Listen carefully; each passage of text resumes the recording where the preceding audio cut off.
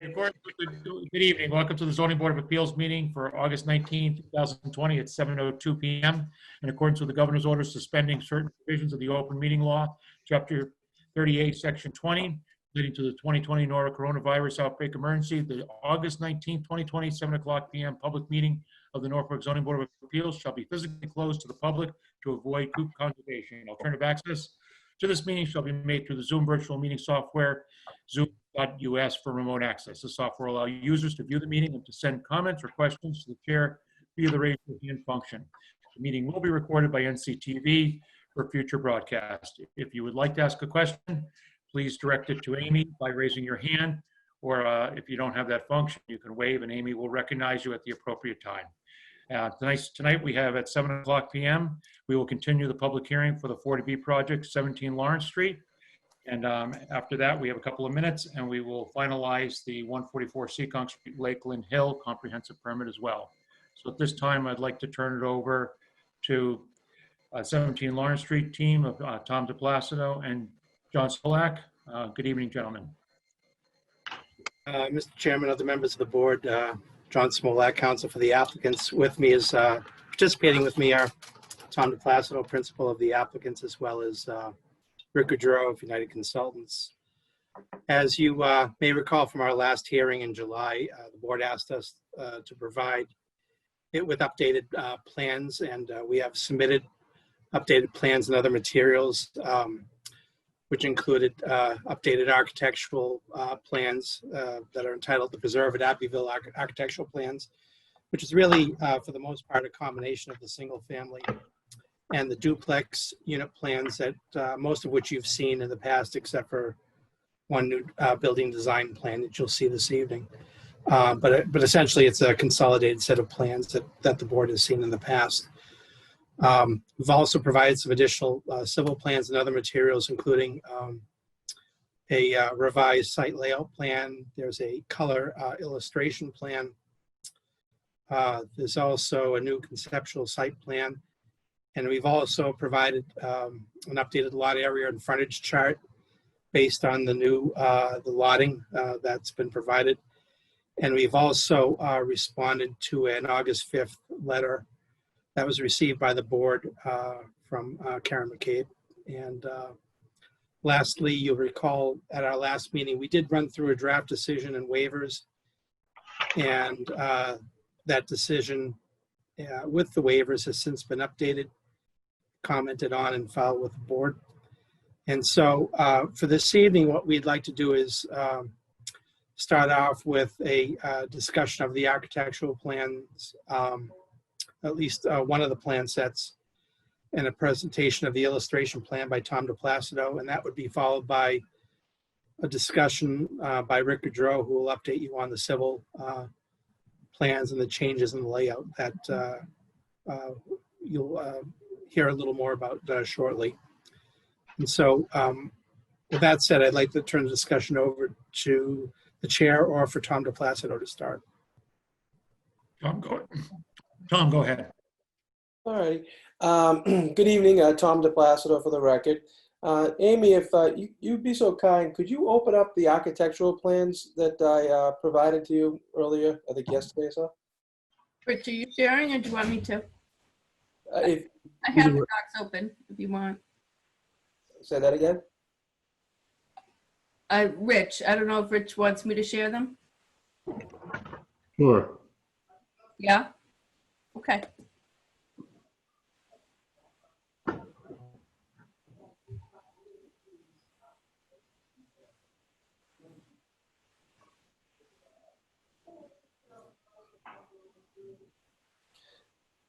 Perfect. If we could go to page 15.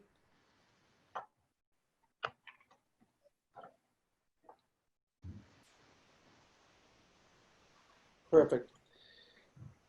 For the record, every other plan that is presented in this plan set that's actually been combined, as John Smolak has stated, has been the same, has been presented to the board before. Since we're actually having more four-bedroom houses in the development, I actually thought it was appropriate to add another four-bedroom home floor plan and look to the neighborhood to break it up a little bit more. What we have here is a 4-bedroom Cape-style house, and I like it for a variety of reasons. If we were looking at the first floor, if I can blow this up a little bit. Rich, can you expand the plan a little bit? Perfect. If we're looking at that first floor plan, you actually see like a little den office area in the front, and with more people working from home lately, that actually serves as a perfect home office in this layout. Also, we have some flexibility, and you'll see a little bit later on the site plans and things, that you have a nice big family room and a deck off the dining area, kitchen area.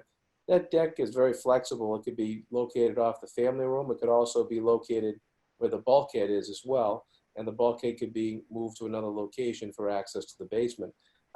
It just works out really well with that. It has a front porch, which gives some nice curb appeal. And with this, we also have the flexibility to have a front entry garage, but even more importantly, to have a side entry garage, which is what we're trying to do with this, to break up the, the look of the street as you go down it, so there's not all front entry garages, which in this case, with this floor plan, as well as some of the other floor plans that and the house models that we provided, they all have the flexibility to have side entry garages. So this is something we've built before, and there's actually a picture of of the home completed in the lower right-hand corner if we could reduce the size. Whoop. Okay.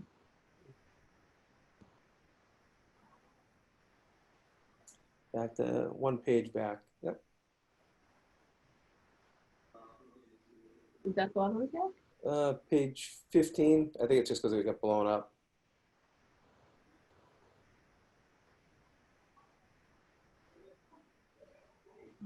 Telling me I'm still on. That's it. Go back one more page. Yeah.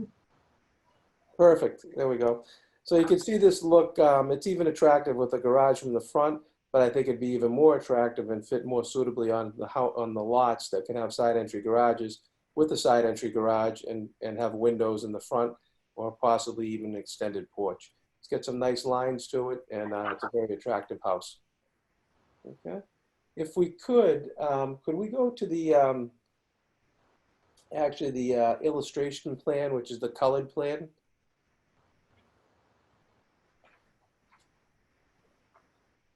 Okay.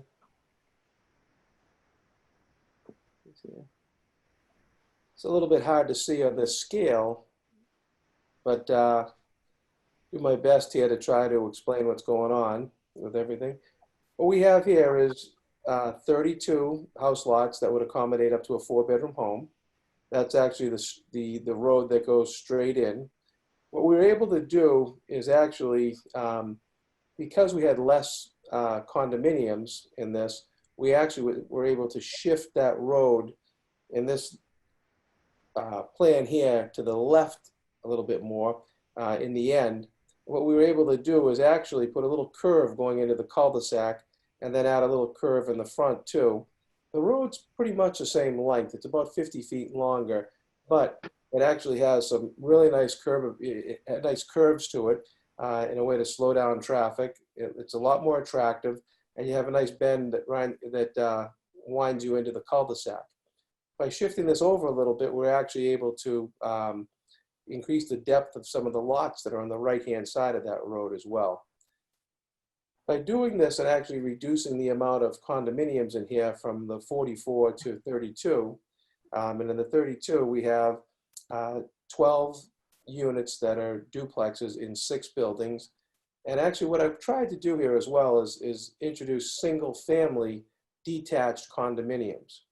So actually it almost looks like a traditional home when you're driving through here, in a traditional neighborhood. Basically, it works for somebody who doesn't want to do yard maintenance or doesn't have the time to do yard maintenance or anything anymore. They have a smaller or a single-family house with no maintenance on the outside, and it's very attractive for actually sometimes empty nesters or a younger family that just wants to do other things on the weekend as well. If we look a little bit closer in that loop where the condominiums are, you can see some darker accented colors on the houses. Those are the duplex models. They're a little bit darker than the lighter brown tannish ones. And what we did is we interspersed those around the development there, and broke that up a little bit. But as you can see, there's a lot of single-family standalone homes in here, and the idea was to make it feel like a traditional subdivision. We wanted to create the look, the feel, you know, the whole atmosphere of a single-family neighborhood here, and not that of a condominium. So when you drive down the road, you actually wouldn't not feel like you were going into a condominium complex. And I think with this plan here, we were able to accomplish that and things. So with that, that's just an overall of the plan and how we've put things together. I'd like to turn it over to Rick so we can get into a little bit more details of the plans and some of the other aspects of the project. Sure. Thank you, Rick Goodrow with United Consultants. Amy, could you put that color up plan back up if you wouldn't mind, please?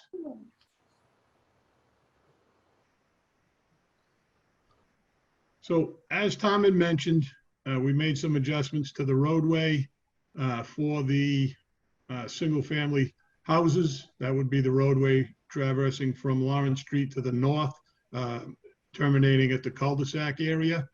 At the area close to Lawrence Street, we introduced some additional curves in that area. That allowed us to provide houses on each side of the roadway. And we also relocated the roadway slightly west, introduced a curve at the northerly connection of the condominium roadway as you're heading into the cul-de-sac area. And we also made some changes to the loop road for the condominiums. We actually decreased that roadway by about 125 feet. We increased the roadway that the cul-de-sac is located as part of approximately 51 feet. So there's an actual net decrease in the roadway length of about 75 feet. And those changes and reductions in the roadway allowed us to do a few things that I think are beneficial.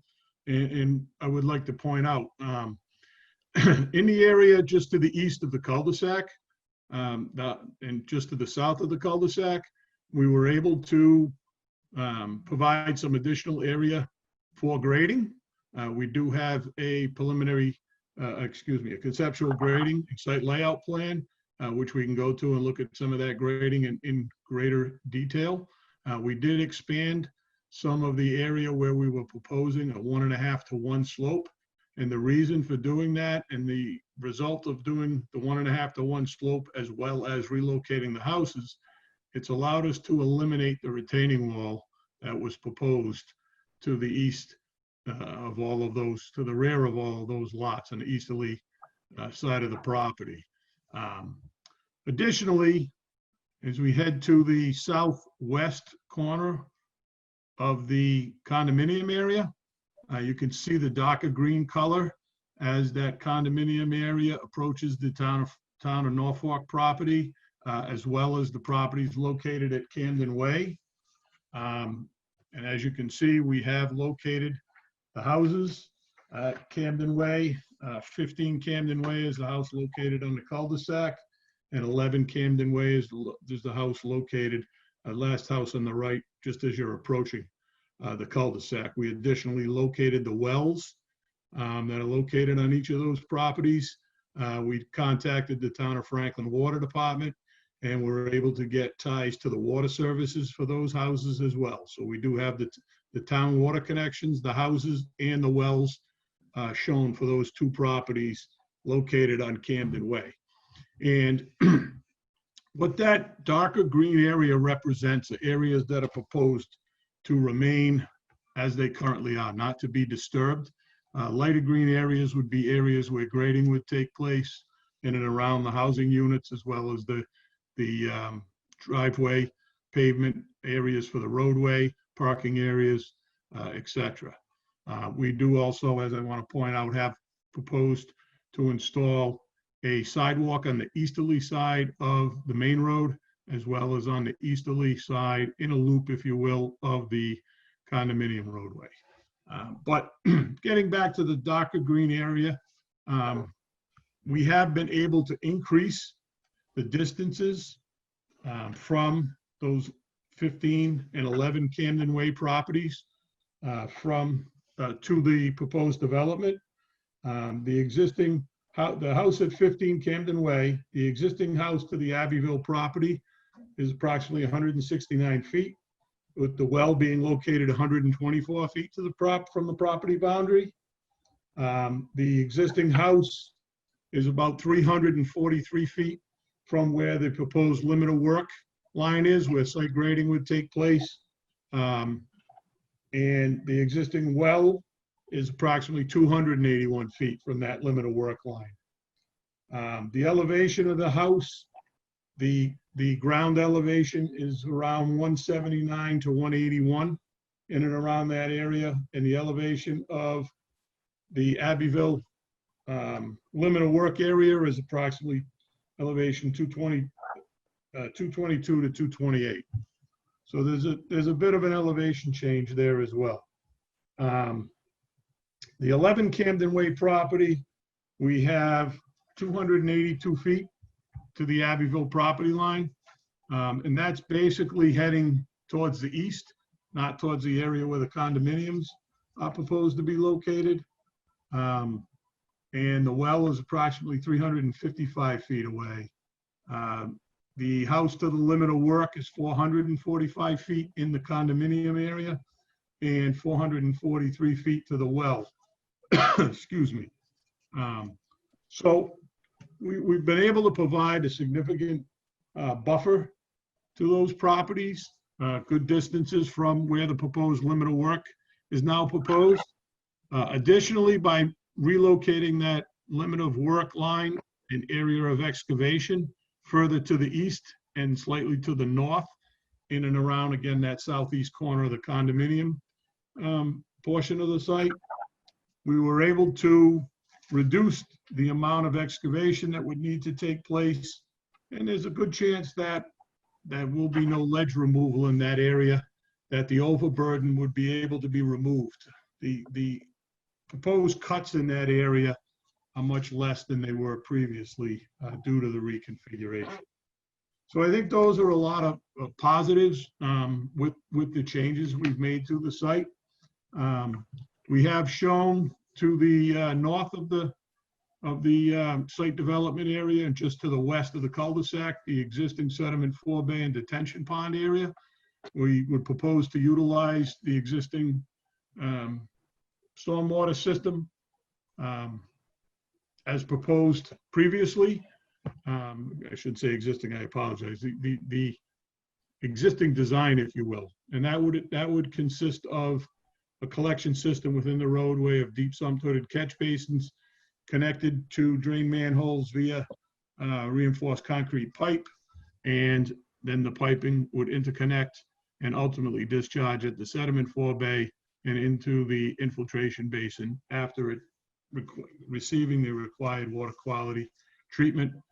We certainly anticipate that we'd be able to accomplish this as we had in the past through the design of a stormwater system that was peer reviewed by Beta.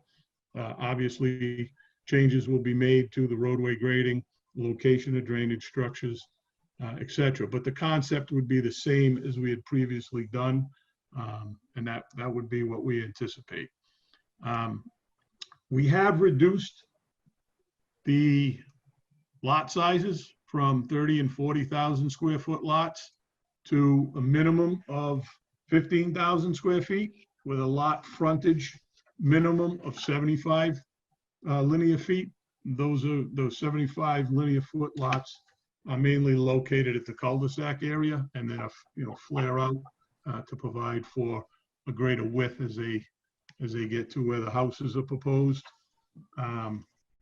So the average lot frontage is just over 116 feet, and the average lot size of the single-family house lots is approximately 20,680 square feet.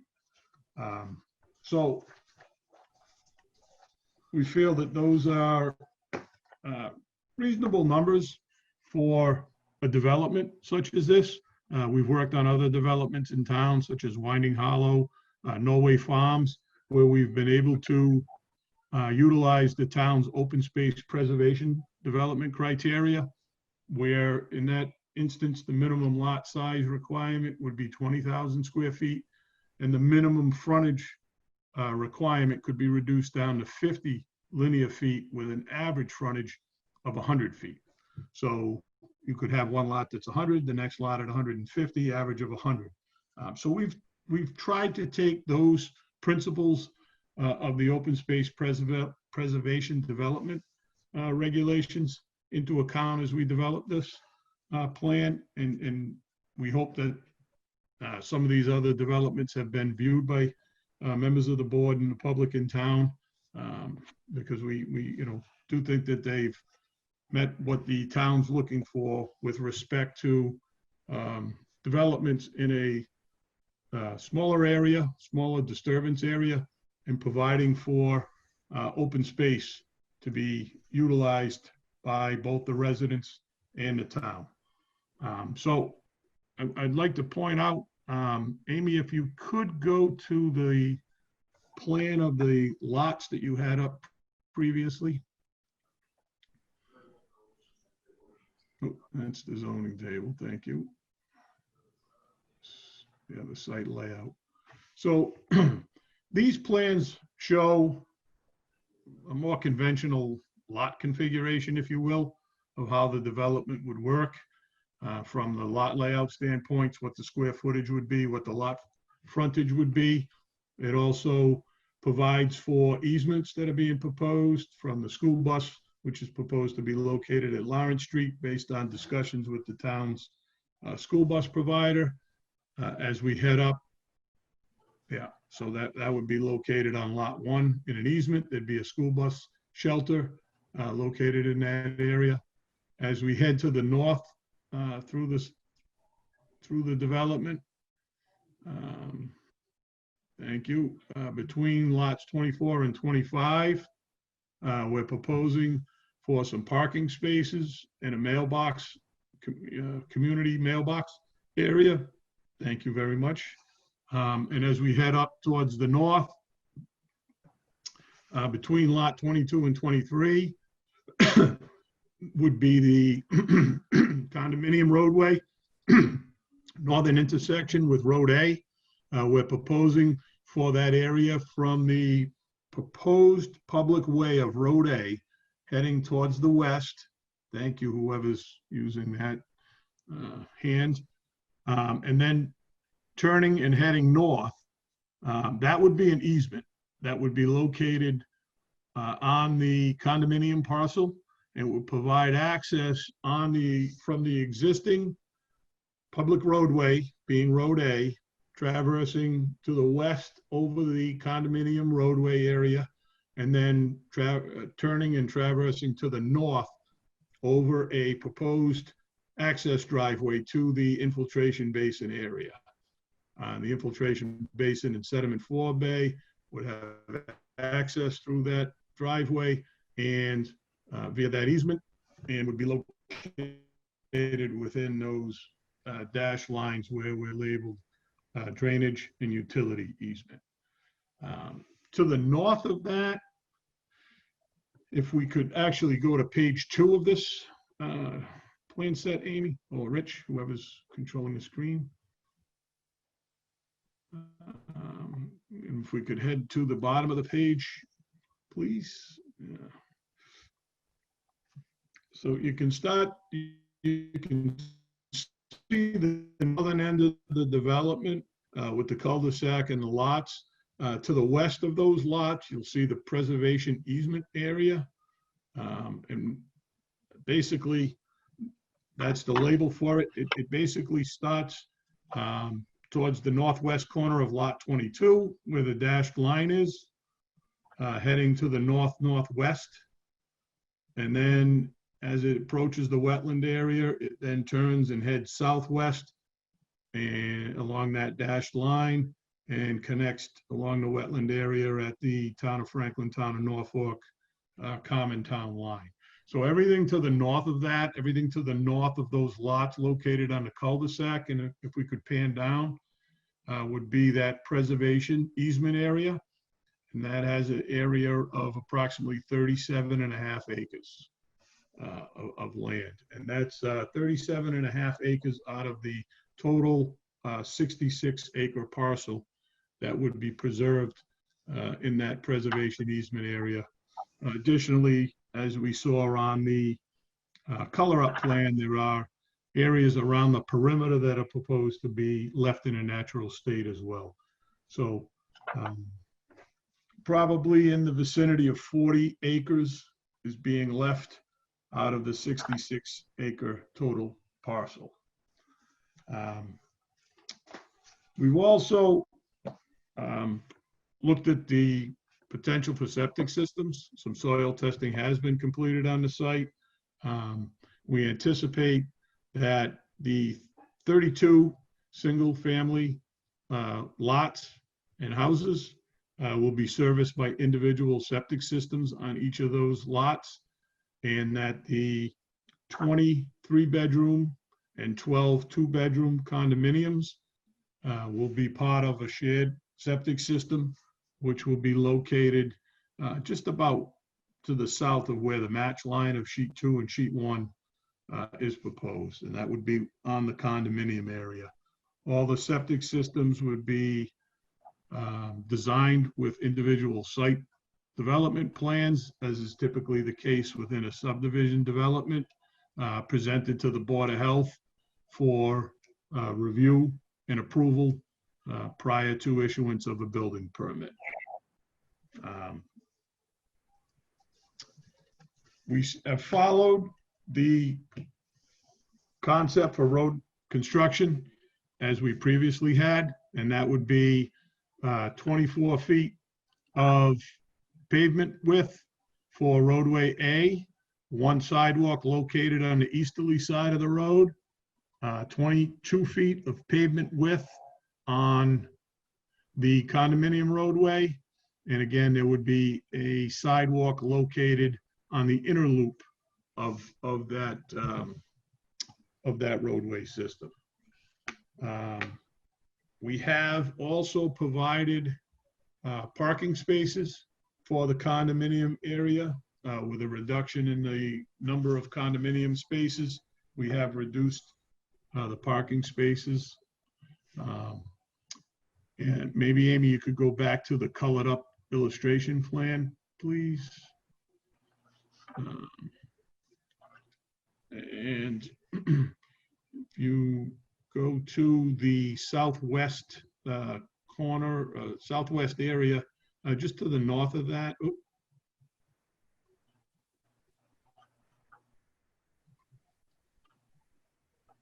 There you go. So you can actually see just to the east of where you're heading now, out to the roadway, you can see those 2 areas where there's gray. Just, nope, headed up right over there, yes. So there would be 2 parking areas proposed there.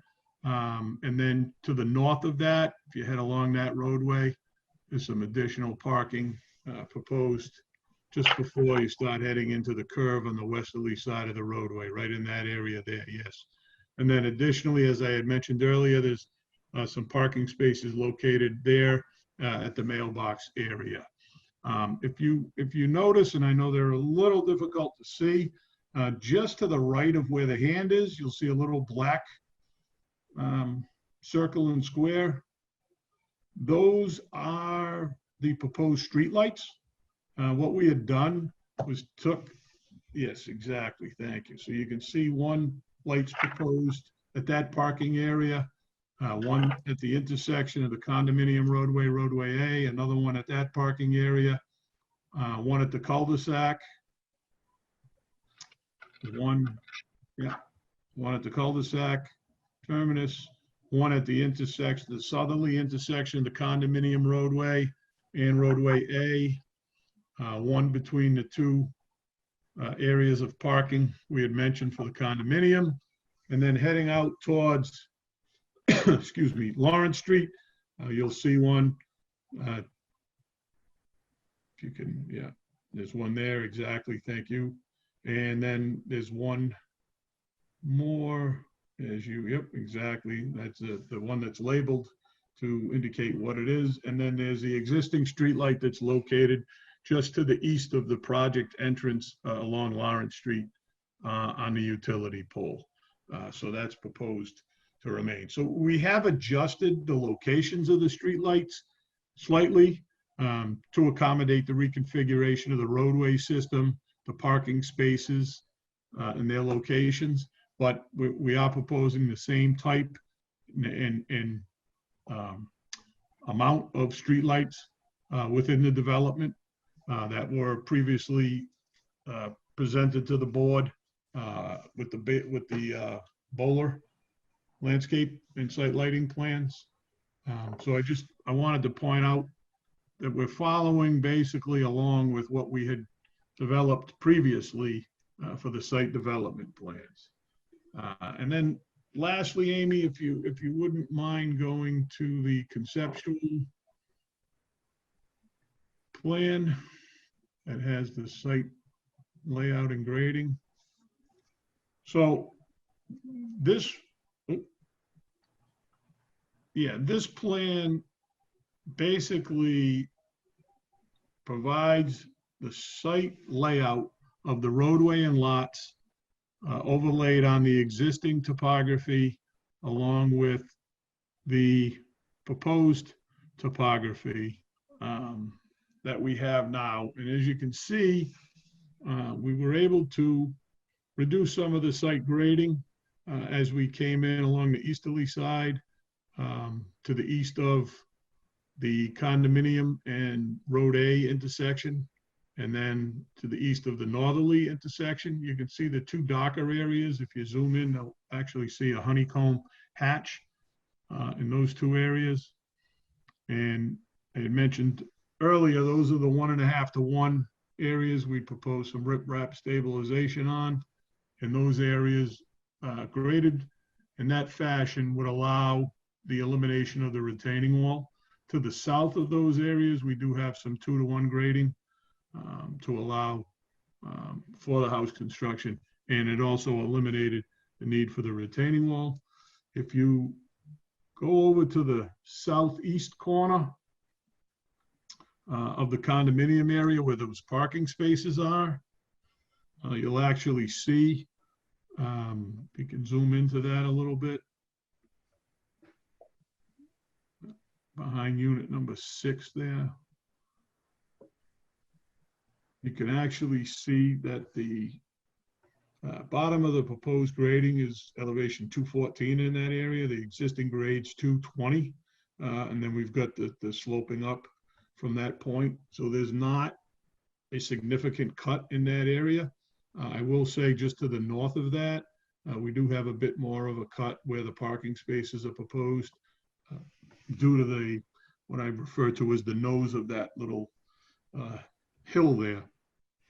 So that area would have a little bit more of a cut, but we were able to reduce the amount of earthwork being proposed as the site project development was approaching the Camden Way property. So we felt that that was a positive, and I just wanted to point out how we were proposing to do that.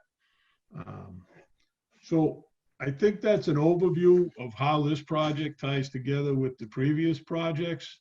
I hope I've addressed everything from the road layout, the consistency from what we've discussed previously with respect to the sizes, the right-of-way width at 50 feet, the pavement width at 24 feet, the condominium roadway at 22 feet. Just kind of going through those things again, the sidewalk configuration, the stormwater, the septics, the lot layouts, the lot sizing and frontage, averages, minimums. So I hope that gives the board and the neighbors a good idea of this proposed development and how this, is consistent with what we had looked at previously from the design concepts that we had proposed previously. So I that would conclude my presentation. I'd be happy to answer any questions that the board or the audience may have. Thank you. Thank Mr. you, Chairman, Rick. this is Joe. Thanks, Rick. Go ahead, Thank Joe. you. Yeah, just a quick question, clarification on the septic. My understanding is the single-family units will have their own septic, correct? That's correct. All right, and then the condos will have a common septic?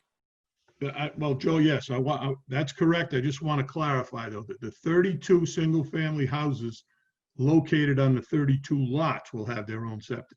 Right, There's single-family housing units within the condominium that will be connected to the condominium septic system, if that makes sense.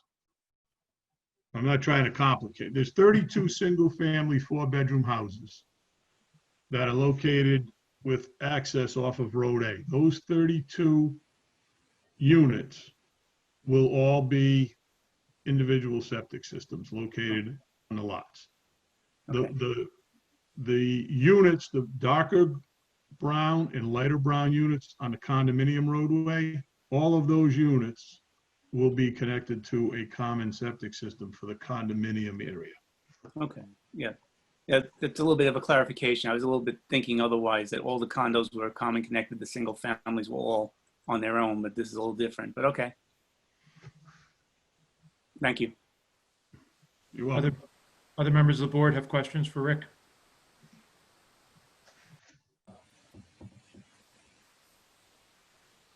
Amy, anybody? Doesn't appear anybody does, do they? I don't have any. I don't Okay, good. Okay. Well, we got Rick on the line here. Anybody from the audience? I know, have any questions for Rick with regard to this civil layout? Karen McCabe, and Sandy Myatt, Okay. whichever one of you wants to go, I guess, or whoever Chris would like to hear from. Karen can go first. Yeah, hi, this is Karen McCabe, Lawrence Street. I will say that one of these documents, as some of you know, of other 40Bs, documents are required Thursday prior to the presentation. These were not provided in the provided time. We, as the residents, did not have appropriate time to review the documents that we'll be going through. So I'm very disappointed. It's been a month.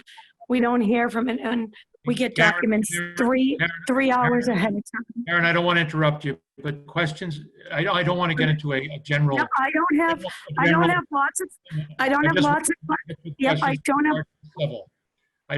lots of questions because, right, I don't have lots of questions because we didn't get the appropriate time to review them. But I do have a few questions. The parking spaces with the document that I was able to look at during this call, how many parking, I know that they said they're reduced. How many parking spaces are in the condo versus how many are in the housing area versus how many are in the, by the mail kiosk? It's in the new one. I could count in the new one that was sent out, but I'm not positive. If it was the one dated today. It looks like you can count them, but I'm not sure if they're actual true to life drawings. So if you actually go to, Amy, if you wouldn't mind going to the site layout, site conceptual. Yep. Next one, yes. Yeah, So that one. if you zoom into the southeast corner of the condominium area, So that is valid. It looks like there's 12 spaces in the condo and 5 spaces by the mailbox. Is So that the there's- case? there are 12 spaces located in that southeast corner of the roadway bend, and an additional 3 spaces located to the north of that. Okay. By the street light, for a total of 15 spaces within the condominium area. And then Okay. there are 5 spaces at the mailbox kiosk, I believe. Okay. And Rick, what do the driveways accommodate, Rick, on the single-family homes? So the single-family homes of the individual lots would have a minimum 2-car garage. And then parking spaces available within the driveway that would be a minimum of 2 vehicles. So four parking spaces, I would say, for all of the single-family houses located on the 32 individual lots.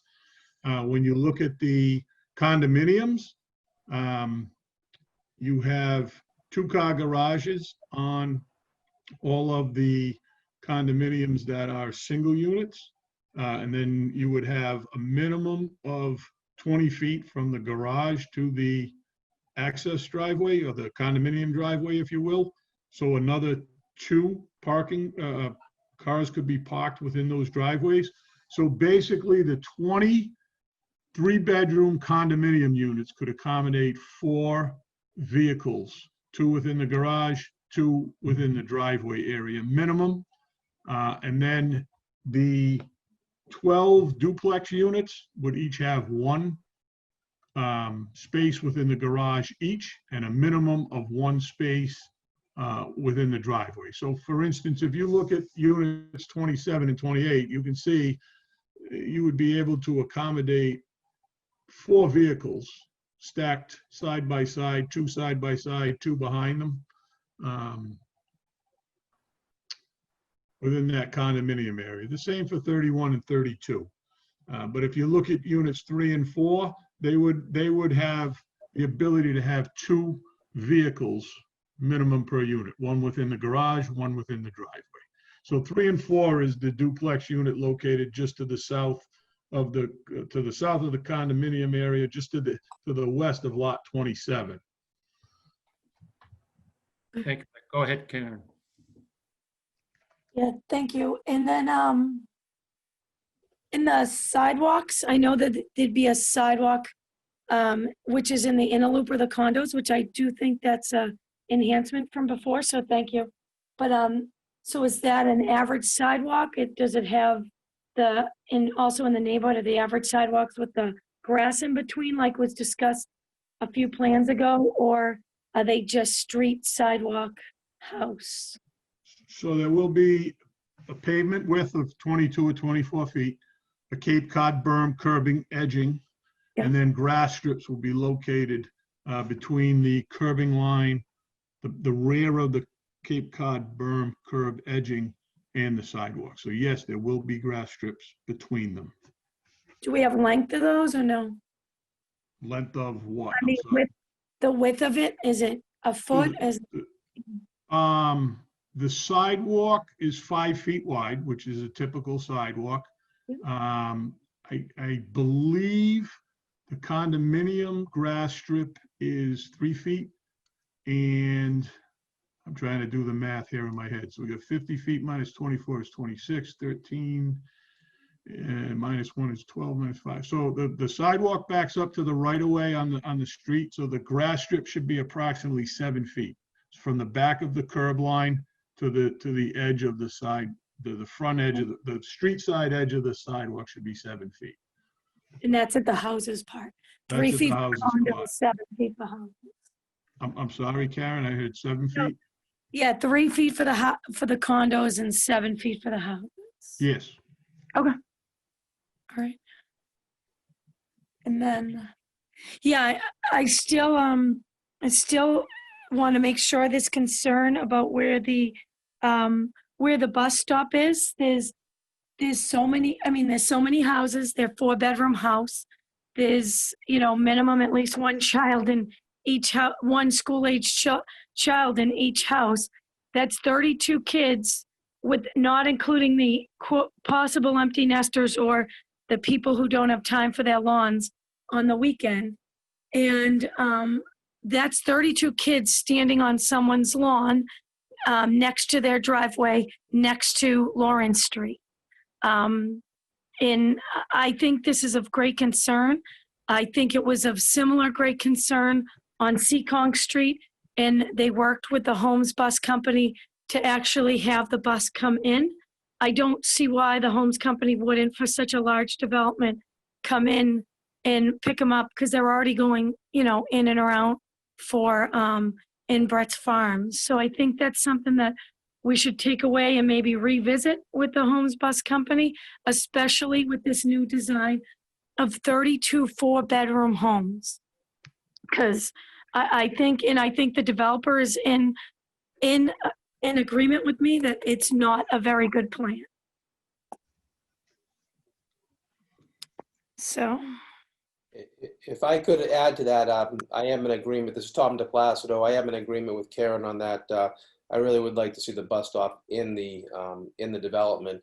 And I think it's advantageous for the Holmes Bus Company because they can actually turn around in the development with the loop system and go back, because they can't go any further because the Franklin Town line is only a few hundred feet down the road. So they have to turn around there someplace. So just my thoughts with that. yeah. Yeah, and I mean, especially in people, it blows my mind, but they don't walk to the bus stop. They actually drive their kids, so there could be 32 cars lined up along that street waiting for their kids. Never mind if it rains, absolutely, God forbid, someone would get wet. So they drive their car and wait for the bus for their kids to get off the bus. So I'm just very concerned. I do think that I'm not sure who's responsible for contacting the bus company, but I think it maybe could be revisited because that's of great concern for me. Okay. Tom, do you think we can, we can talk about maybe that, I think it's lot 30, the lot on the other side, maybe look. I think, Mr. Chairman, Rick Goodrow, I think the logical spot for a bus shelter would be in and around the vicinity of the mailbox area. We already have 5 parking spaces there, certainly more green space. But we could certainly, talk with Tom about, what area he would think would be the best. But that would be my suggestion, to look at a bus stop shelter in that area that could be incorporated into the mailbox area as well. And actually, to Karen's point, I mean, every parent is concerned about their child, and there will be a lot of cars parked at the end of the road there with their children in the car or waiting to make sure their children get on the bus. If a bus stop was in the central location of the development, I think that people in the development would be able to keep an eye on their children. They'd feel more comfortable. You'd have less traffic and cars at the end of the street waiting for their children or waiting for the bus. And I think ultimately the town of Norfolk is the one that decides where a bus stop should go. And I think that whatever transportation company it is would be the one to pick them up. So Chris, Don Hanson. Yeah. So I have a question. So the onus is on who to sit down with the homes? Is it on the zoning board? Is it on the applicant? I think Karen and the applicant are all saying, hey, this sounds like this would be a much better alternative. Who should be approaching the Homes Bus Company? Well, I think it should be Rich with the planning board. Rich, are you there? I think the first step is for you to contact Homes Bus Company and see if you can get this resolved. Okay.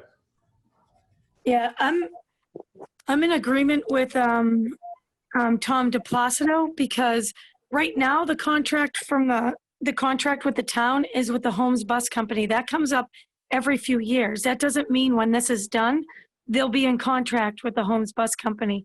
We pay, as a town, the Homes Bus Company. So at the end of the day, it's the town and the safety of the town and the children of the town that they're putting on that bus that, that it will. When a kid gets hit, it's not going to be front page news. Homes Bus Company doesn't pick up 5 minutes late and a kid gets hit and doesn't pick up. It's a front page newspaper. Child in Norfolk hit by a car. It's not Homes Bus Company. I just think it's I think it's terrible for that first person who lives in that house. I think it's terrible for the people who have to. Me personally, I have 2 kids, and they're actually calm kids compared to most kids, and I personally wouldn't feel comfortable leaving them at that corner to run around with the other crazy kids and not land on the street, especially when there's snow, because with snowbanks and snowballs being thrown and hills they can sled into the street, it's a recipe for disaster. Sounds like it's a crazy neighborhood, Karen. Aaron, you've made your point. I think it's the responsibility of the town now to pick up the ball on this, and it sounds like Rich is the person to do it. Okay, thank you very much. I appreciate it. All right, Sandy, you had a couple of questions? Hi, yes, thank you. Can you hear me? Yes? Yes. Okay.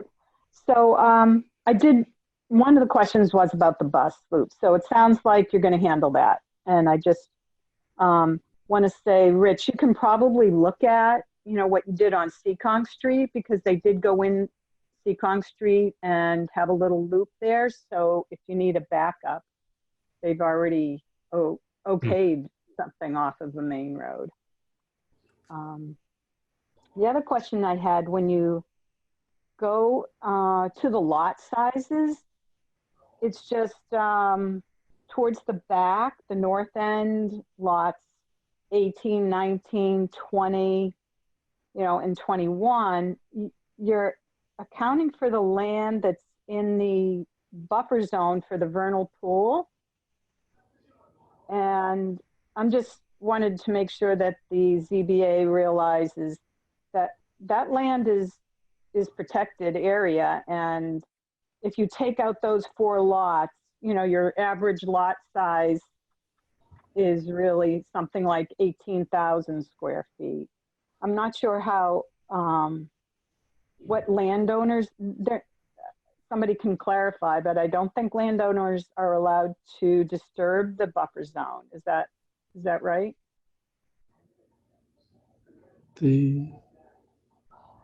Go way in the back. The vernal pool is not exactly on the plan, but you can see there's a 50-foot buffer and a 100-foot buffer line. Mm-hmm. Right. Okay, and so I'm not sure where you're going to put the septics on those lots. Maybe Rick Goudreau can offer some insight how that works. Sure. So if you start at lot 20, the septic area would be just to the south of the driveway and the east of the house. Okay. On lot 19, the septic system will be located underneath the driveway to the area to the east of the house. And Okay. on lot 18, the septic area would be located to the north of the house in the rear yard. Exactly, right in that area there, from the toe of the slope to the lot line in that area there. Okay, so in particular, I'm wondering on that lot 18. Seems like most of the land area is sloped and steeply sloped. Is that what does Correct. the double darker line mean? Is that riprap on lot 18? The hatched in area is riprap, yes. Okay, so a lot of these lots have riprap for the backyards.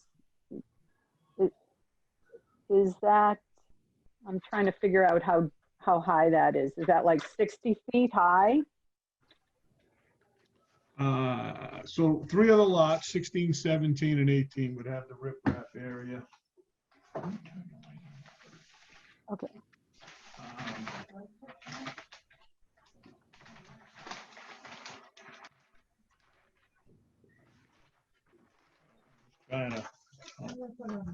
So it's a huge slope that goes from, let's say, 200 and, I don't know, 50 down 240. to, Yep, 248, yes. and then it goes down to the house, which is like 183 at the driveway. 183. So I'm wondering, yeah, Yeah, it just looks like it's a very steep slope. Almost half, looks like half of the yard is riprap. Am I right? On those, yeah, in 16, 17, yes. Yep. So what is that riprap going to look like? Do you know? Is it just stones? Yes, it's stone, correct. Just loose stones on a 1.5 by 1 slope? So they're Or is angular. it cemented? No, it's angular stone that would be, they basically interlock when they're placed. It's not a rounded stone, if you will. It's an angular, very, sharp stone. Right. If I could interject, actually at 18 Union Street, we had slopes that were steeper than 1.5 to 1, and it was probably 1 to 1 or even steeper than that. And riprap was placed on those. And then, we're still a little bit more work has to be done, but some ground cover shrubs or something like a juniper or something that covers those over in time could actually be interspersed, between that riprap to grow. But the riprap itself stays very well, especially on a slope that's 1.5 to 1. Yeah, but 18 Union Street isn't a person's backyard. 18 Union Street is the bank's backyard, right? I was just giving you an example, Karen, that's all. Yeah. So I'm just pointing out that the usable space for some of these lots, I hope the ZBA will look at, and maybe, I think your homes look really nice and the condos are going to look nice. It just seems a little tight because you're having so many homes on that eastern side where you also have to deal with a very steep slope. So if there's a way to de-densify by 1 or 2 houses, some of these lots might be a little more attractive. And I know on Seacon Street, they went down to 44 units from 104 originally because the ZBA expressed concerns over this density. So even just 1 or 2 homes, you might have a little more attraction to essentially you have maybe an 8,000 square foot lot that's usable, like lot 16, right? Can you look at lot 16? Half of it's going to be riprap practically, or 40%. So do you think that's a small?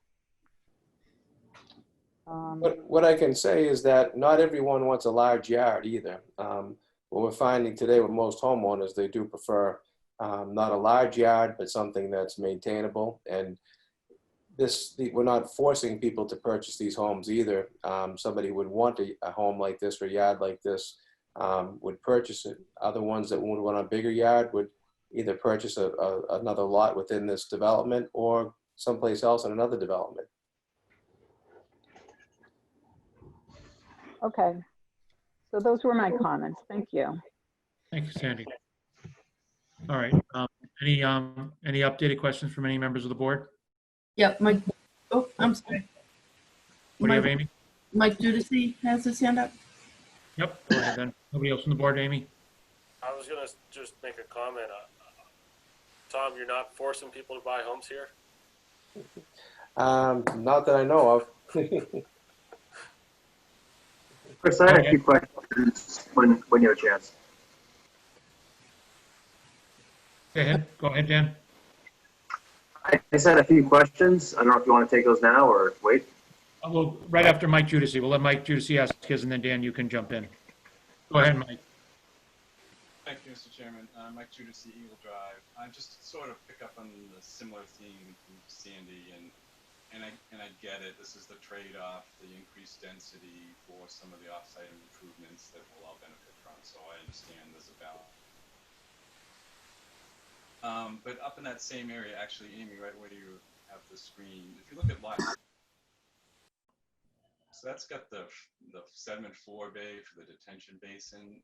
I mean, it looks like it's 10, 12 feet away from that house on that corner lot, and similarly lot 21 as well, very close to that.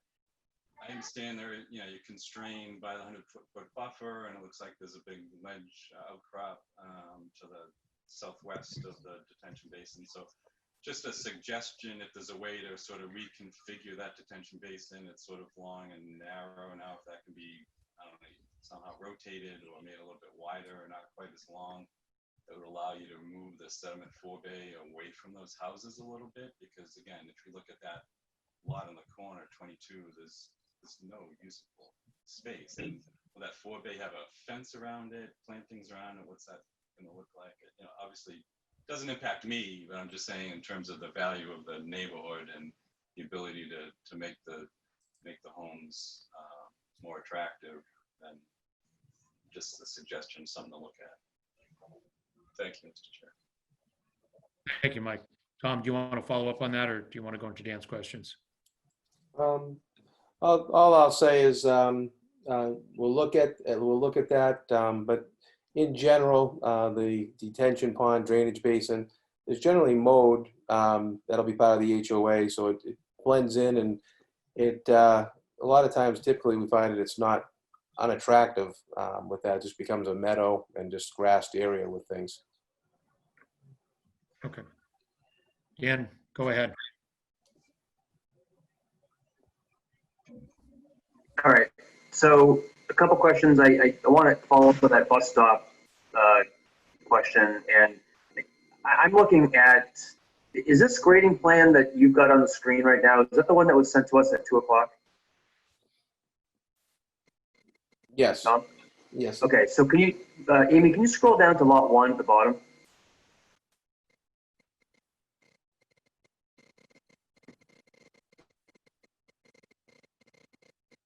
Can Amy hear me?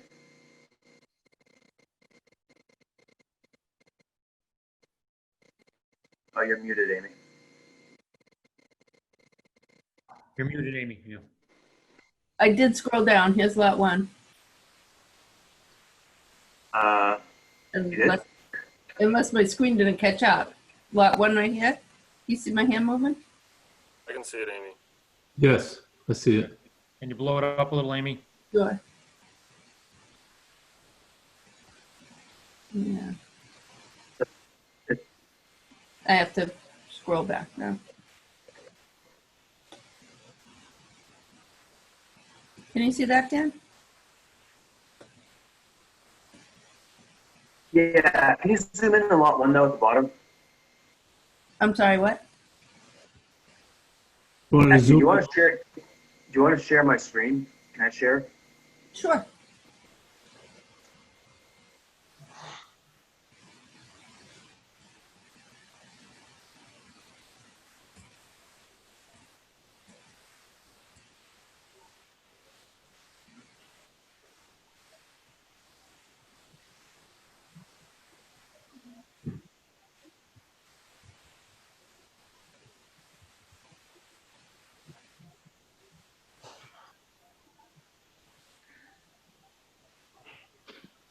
All right, sorry.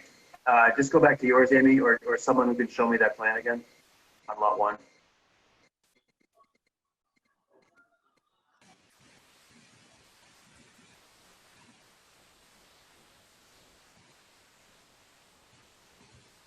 you want me to zoom in a little more?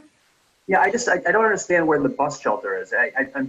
There seems to be a discrepancy between lot 1 on this plan and the lot 1 that's shown in the colored concept plan. And I don't really understand what, maybe I missed something, and I apologize.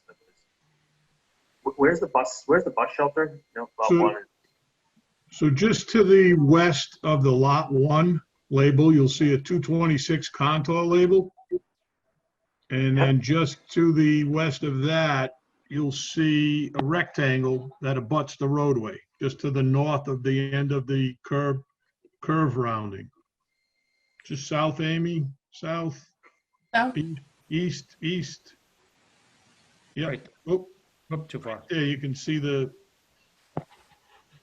lines in that Up, area up, there. Amy, slightly. Oh, right here? Right there. That's it. That's the bus shelter area. Okay, but this isn't what's shown on the other plan, though, Rich, right? I mean, I'm confused. The colored plan, the house on the colored plan is much further up into the site. Like this would be right in the front yard of the house. No, I think if we can go back to the other plan, I just want to clarify.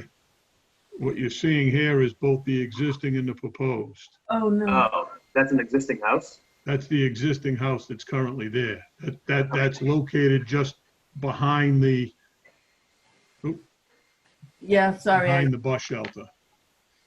So there's actually two houses shown, the existing to be raised and the proposed house. Okay. So we can certainly provide some labels to clean that up. Dan? Yeah, Apologize it for does. that. It's a good point, but thank you. It does seem a little crowded down there. And I don't know if there's a way to move that house even further north. Because it does seem like it's kind of in their yard. I think that comment was valid. And there's also, I guess if you can get the bus company to come in, that's great. But if you can't, then I could foresee a lot of parents queuing up at the end of the street to wait with their kids or pick up their kids. And you don't have any parking down there. So I could see that being an area of congestion in the mornings and afternoons. So I don't know if there's a way to move that house up. I mean, you've got a lot of space. You've got the house on lot 2 is pretty far north. We can look at that. I don't know. It's just a design comment. Mike, is there any way you think we could go into the lot 32 into the buffer area? Or do you think I don't know if Rich wants to weigh in on that. I mean, because lot 32, if you notice, the house is very far north and there's a lot of room where we could even put a half circle, but there's obviously a conservation issue there at lot 32, which is on the opposite of lot 1.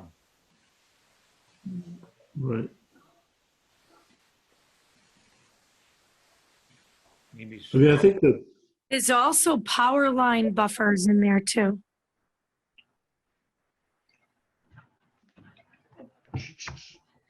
And Rick, what's the box that's in the street? Is that an infiltration chamber? I'm sorry, what's that, Dan? What's the box that's in the street? That's in the road? an existing Is that house as well. So right now, we see the label lot 1, the number 1. Just to the east of that is one existing house. And then to the west of that, the smaller house that's located within the roadway. Those two houses currently exist. So they're part of the existing conditions. It's overlaid on this plan with the topography and the roadway features, etc. So we had those labeled previously. I apologize. We certainly those are proposed to be raised, demolished, and removed from the site. Okay, and then the next question I had was on I just want to make sure I understand where the sidewalk is on this plan, because that's not labeled, I don't think. And is the sidewalk right up against the edge of the right of way? Is that the space is basically right up to the edge? That's correct. So you have the dotted line representing the right of way, and then 5 feet to the left of that line would be the sidewalk, and 7 or so feet to the left of that would be the curb. Okay. Got it. Okay, hold on one second. Let me I wrote some notes here. That grading plan, Rick, doesn't show a connection to the future sidewalk on Lawrence Street. Is that something you're going to show, or you should show?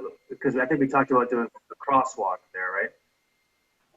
Yeah, we'll coordinate that with the town DPW, just to see if the proposed sidewalk on Lawrence Street will be on the northerly side or the southerly side. If it's on the northerly side, our sidewalk would connect into that. If it's on the southerly side, we'd coordinate with them as to the best location for a crosswalk. And we can certainly show that. All right. See what else I got here.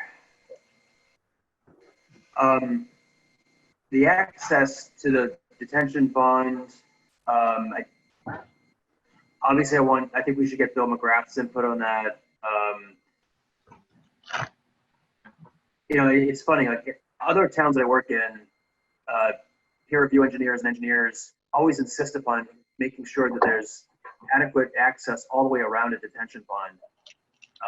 And I don't know if that's how you guys feel as well, but it didn't seem like you have a driveway that goes right to the bottom of the detention pond, but you don't have, it looks like it'd be really tough to kind of get around it. I don't know, maybe you could scroll back up to the pond. Sure. And there's actually a requirement in the Mass DEP stormwater standards. Requires 15 feet around the pond. What, a flat surface so a car could, or a truck could drive around it, or? I'd say probably a surface that a maintenance vehicle could make it around easily. Yeah, this is Bill. I would agree. Generally, the requirement is, I think Devin's right, 15 feet, but the practicality is you want to be able to get a maintenance vehicle access to the entire pond if it has to be cleaned out. Okay, so it looked like you've got some kind of like, what is that hill there in the left, Rick? Is that like a ledge outcrop or what is that? No, that's a loom pile. Oh, okay. So you're going to be able to, so you have a flat area around the perimeter of the pond? Yeah, so to the left, as the driveway comes in to the left, between the pond and the loom pile, there's a 10, I believe it's a 10-foot flat area. To the west of that, Amy, or whoever's hand that is, you can see the contouring. Keep going, right a little more, right a little more. So, and we can clarify that and show where the access is. And I think ultimately, the DPW is going to want to have some maintenance as well as the homeowners association. We'd certainly be happy to meet with the DPW and make sure that they're comfortable with that. But there's a 10-foot flat area around the basin.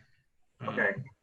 So you're not seeing it because, well, I mean, it's defined by the contouring, but where that loom pile is, there's no need to provide the contours because it just blends in. So, but we can clarify that and just label it and hatch it so that everybody's aware as to where that area is.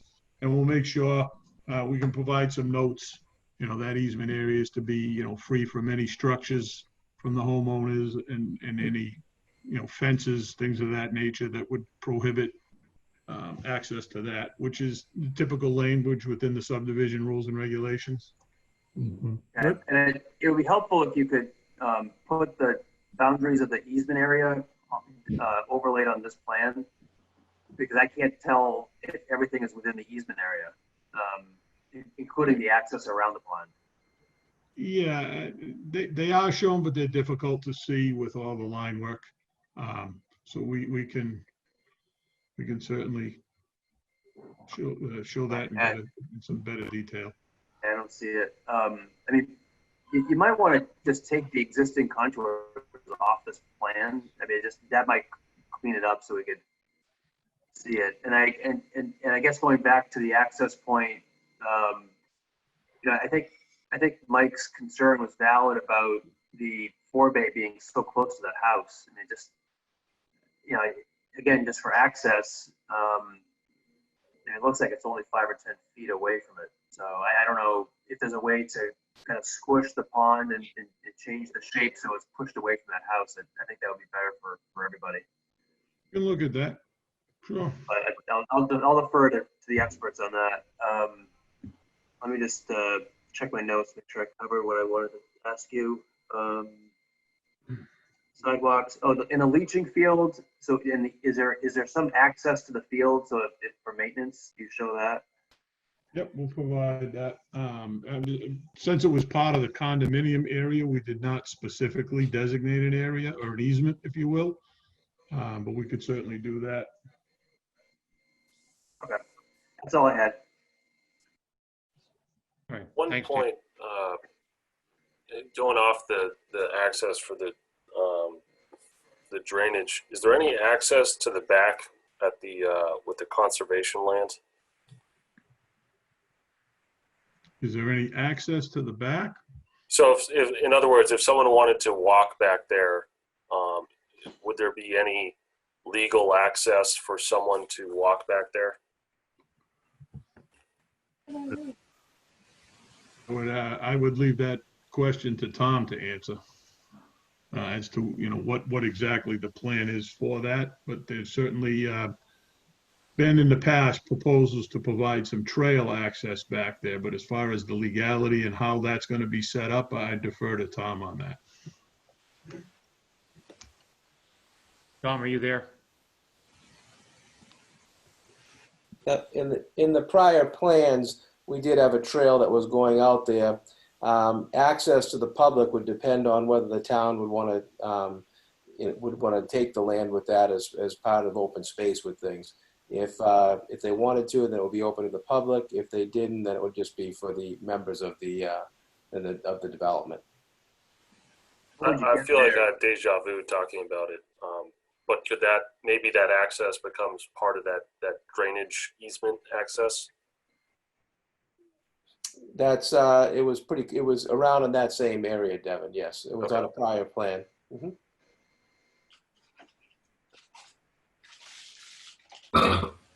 So if we do make it open to if we do want to make it open to public, we just want to make sure it's clearly, delineated so people know they can access it in some way. Well, Rich, is the town Yeah, I think we need to have. is the town planning on taking that, Rich? I mean, are they open to that? I mean, if not, it's not going to be access to the public back there. I mean, it's worth considering because then it does get back to the open space into Franklin as well, right? I don't know if we have. And the town of Norfolk has open space back there as well too. Yeah, Correct. well, it would seem to be in the interest of the town to do that. Rich, do you want to I lead could on that and find out? Because we were under the impression that the town was not going to be interested in that. So if they are, certainly let us. All right.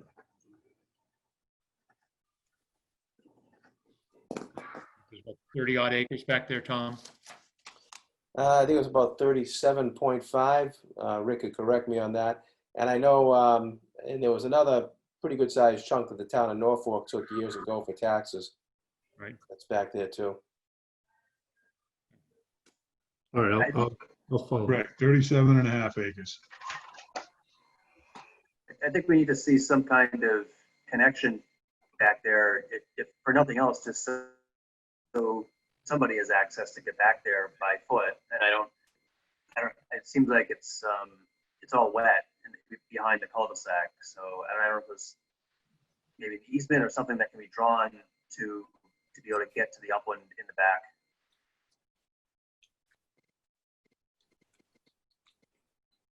Is that doable?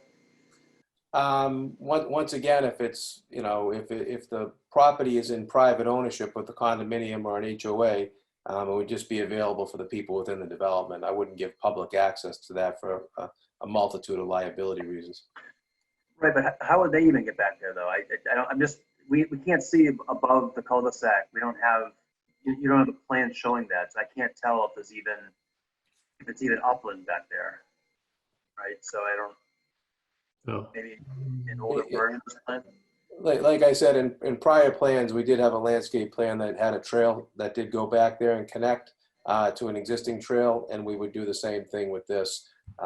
Moving forward, we develop a landscape plan and an easement to get to those areas where there's a trail. Okay. So Tom, I guess just to come full circle on this, at a minimum, the condos as well as the private ownership would have access. Yes. Okay. Amy, do we have anybody else with any questions? Yes, Peg Bedard and Sandy Meyer put a hand up as well. All right, we'll recognize Peg first.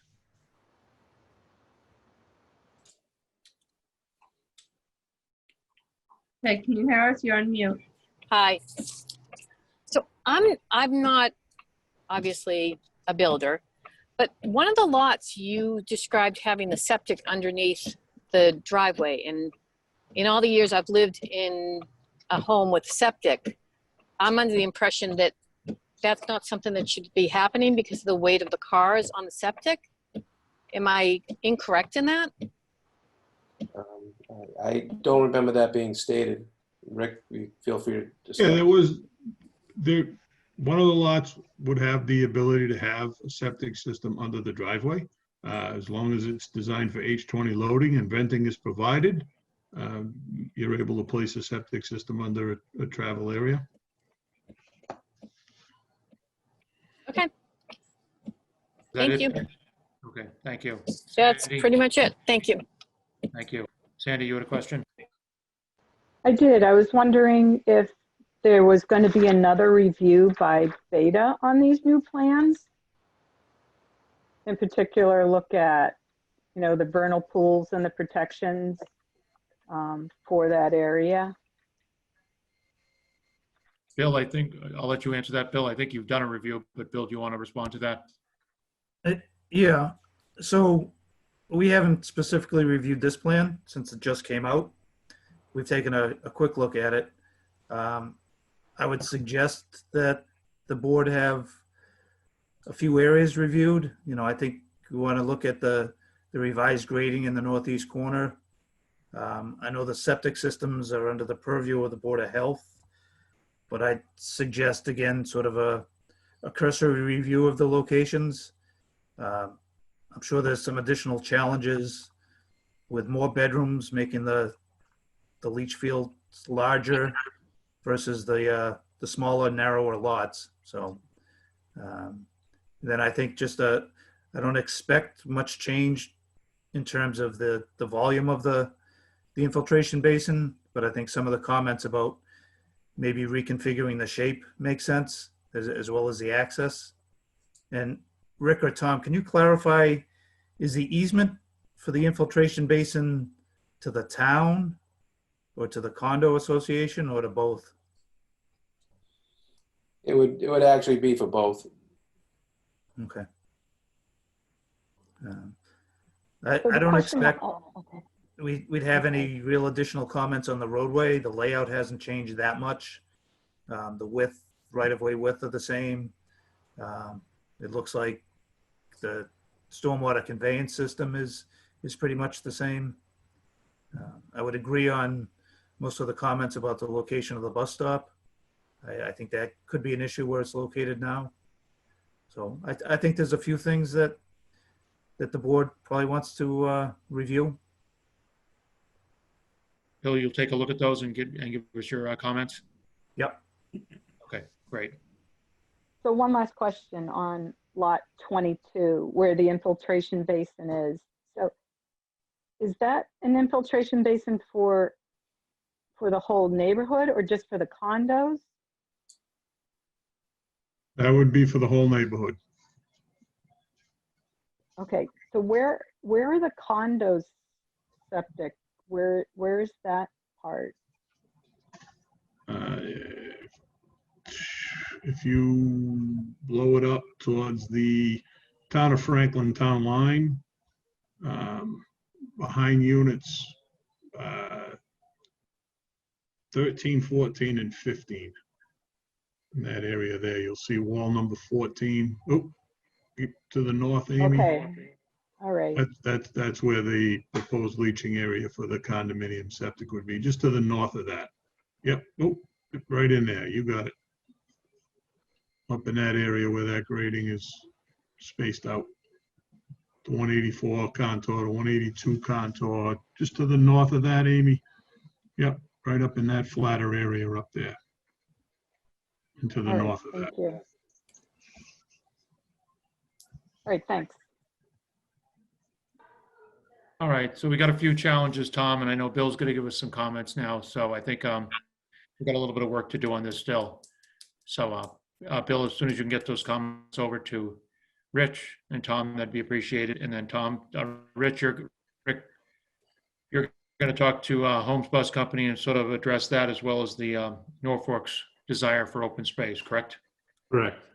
Okay. All right. Tom, anything else on the conceptual plan at this time? Nope. Is that a no? No, Okay. Yep. All right. All right, good. All right, so we'll address that at our next meeting, those few open items. Dan and John. Dan, do you want John to sort of lead the review of the conditions, or do you want to take that over? I know we got two. I can do it unless John, John, my Wi-Fi is really bad where I am. And sharing the screen is not going to work for me. So maybe John, can you take over the screen and go through the changes?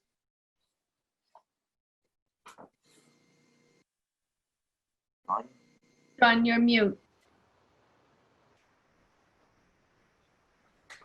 Given that I didn't know how to take my mute button off, I'm not sure I could work the screen, but I could certainly describe the changes in the draft. Now, Dan, which draft are you working from? Is this the older one? Well, I thought the one you sent me last is a compare, so that would show your changes to my latest draft, right? The one you sent me. So I think that we can use that one because that's basically your markup of my last draft. Is that what's on the screen? Yeah, it looks like it is.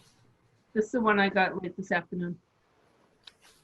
That may not be the right one because John sent a couple different versions. So let's take a look and see what Amy. Why don't I try taking the screen over again? Maybe it'll work. And if it doesn't work, we'll just go back. Is that okay, Amy? Yep. Okay. Try this again.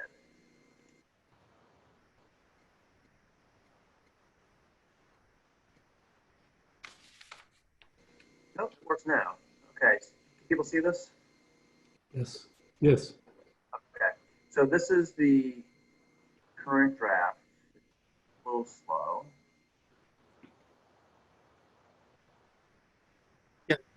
Dan, I think the first substantive changes really are on condition 11 of the findings, which is on page 5. Okay.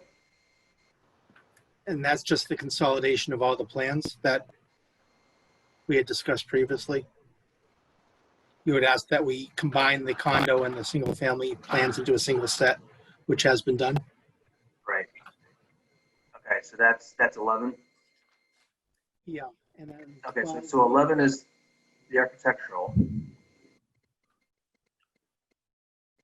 And under 12, we've included the 12A is the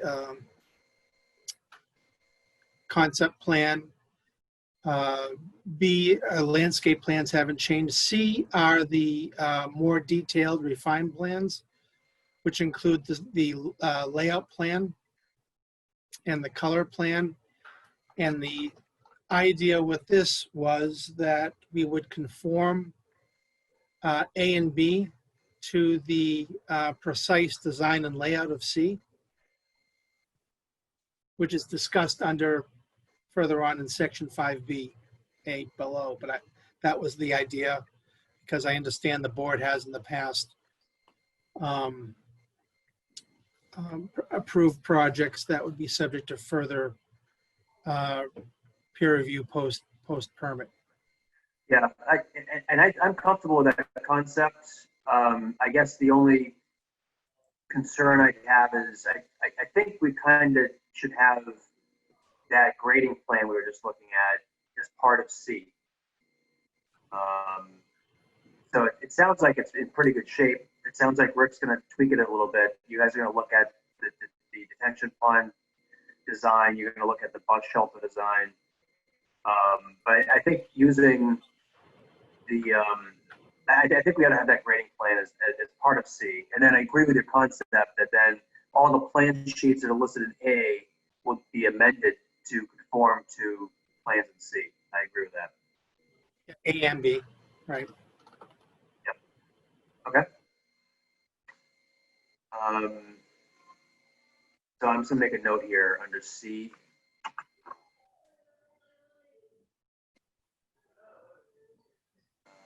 Well, that was just describing the fact that just basically what we just discussed. 12A and B, the plans are intended to be conformed to the design and layout depicted on the plans listed in 12C. So basically, what you were just saying. And that is taken care of later on in the decision under section 5B1A on page 11. We'll get to. All right, so let's see. 19 is, yeah, 19 was a small item. Nothing. 25, that's fine. Small, 28. Okay. So A1, yeah, so that incorporates what we just talked about on A1.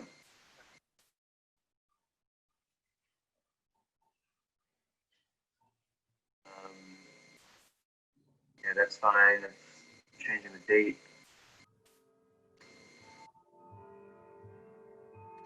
B1 cut and fill.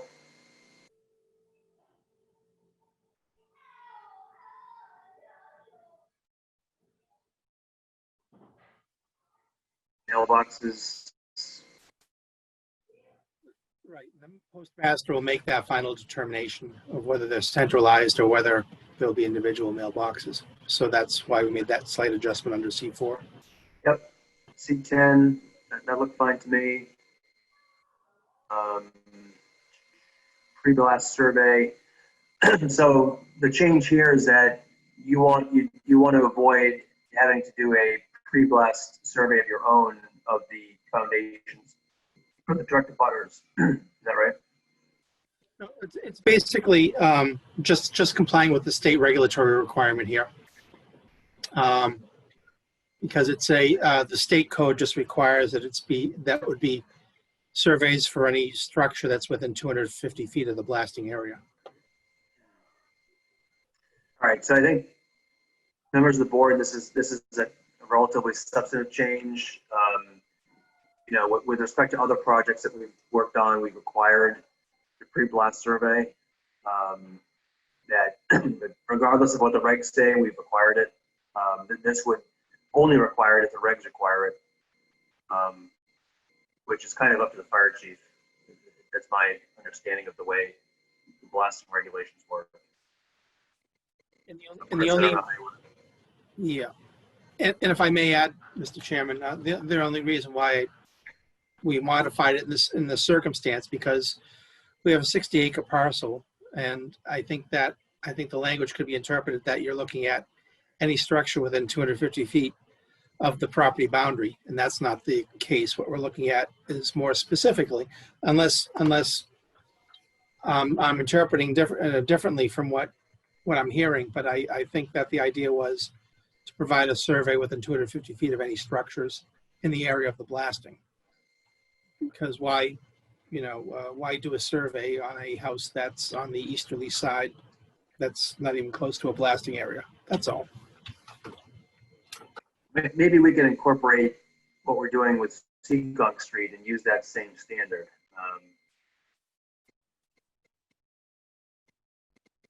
And this is the decision for Seekonk that I have on the screen right now. And I know we went back and forth about the number of feet, right, Chris? Yes. Didn't we finally agree on, was it 800 feet, I thought? I think so. Let me just see if I can find the section that dealt with that. Oh, is that it? 800 feet. Yeah. Yeah, I mean, that was for well protection, but, you know, wells and foundations, it's the same concern.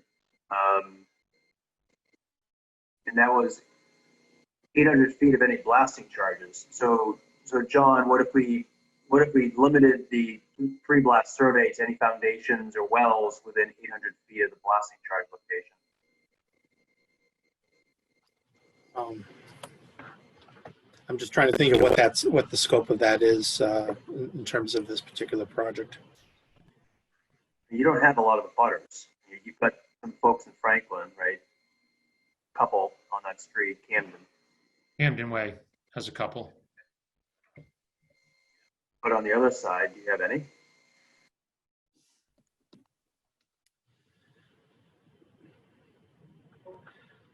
Tom, do you, can you envision what that distance might be, what that might entail? You're on mute. Yeah, I'm just trying to read that paragraph, and it's the one that was just up on the screen. I'm trying to just read through it there. Rick, from when you did the couple of houses on Camden Way, they were on town water, weren't they? The irrigation, there were wells there just only for irrigation, correct? Correct. We had talked with the Town of Franklin Water Department. They provided us with ties to water service connection to the houses for town water and confirmed that they had active water bills. But they do also have wells that we presume are for irrigation. And that would be the lots located on Camden Way.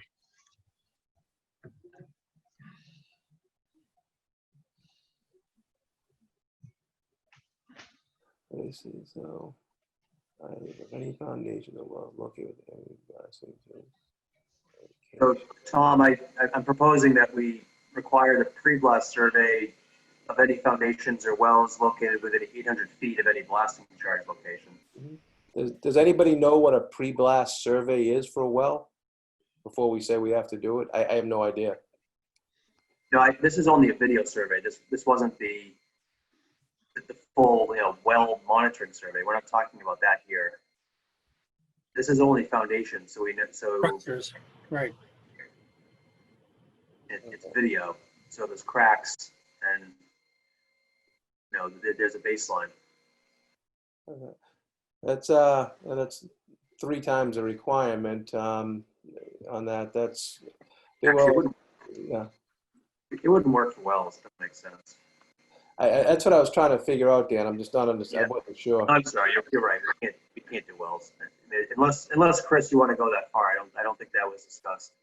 That wasn't our intention, I don't think, no. I'm okay with that, with the foundations within 800 feet of structures.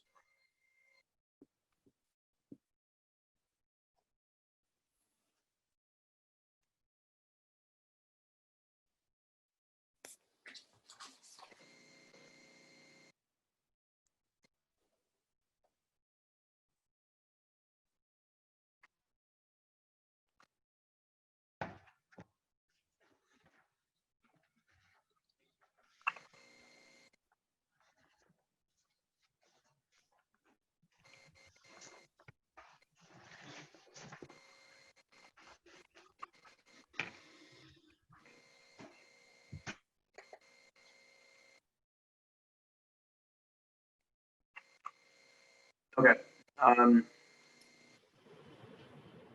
The next substantive change might be page 20, which is just dealing with the off-site sidewalk mitigation. Okay. So this is E2? E1. E1. Well, I mean, I'm not sure we had a discussion about this at the last hearing. Oh, okay. Yeah, I can't remember if we saw this language before. So just as a refresher, section E1 is going to require the applicant to fund sidewalk improvements on Lawrence Street. So we talked about a couple of different options that the applicant would construct the sidewalk itself, and it was decided that the best course of action would be for the applicant to actually deposit funds into a town account, which would be the gift account, chapter 44, section 53A. And those funds would then be available for the DPW to build a sidewalk from the project entrance down to the existing sidewalk at the causeway. So the total amount of funds to be deposited is $175,000. They will be deposited in increments, as shown here, 60,000, 60, then 55 during the course of the construction of the project. The sidewalk would be built after the main construction construction of the site prep at least would be done. But it would be done on the town's timetable. And if the funds are actually never spent, they would be reverted back to the applicant. So for some reason the town didn't use the money to build the sidewalk, that money goes back to the applicant. So that's section E1. And then section E2 has to do with the mill and pave of Lawrence Street after the project's completed. And again, the money is going to be deposited with the town, so the town does the work. And this would be done after the water line is put in, obviously. But the town would do the work, and again, it's incremental deposits into the gift account under section 53A. And I was okay, John, with these changes. The only thing I didn't understand was your change here. I think we need to spell out that the applicant's costs are offset by a reduction of water connection fees for a specific number of units, for 48 units. It's not for all the units. That's also in the waivers too. I mean, it's also tied in with the waiver. Yep. But I think it has to say 48. I mean, if you say all units, then someone could potentially think that, well, he doesn't have to pay any water connection fees, and that's not true. He's only not paying connection fees for 48 units. He has to pay them for the rest, right? Well, I think that has to be further Dan, discussed. can you hear me? Yeah, what? Yeah. I think they're looking for a waiver, Dan, on the affordable units. That's why he's identified 48. I'm confused. I thought we agreed to give Tom a waiver for 48 units. It didn't matter if they were affordable market. It's just 48. Because he was going to then pay this money for the road paving.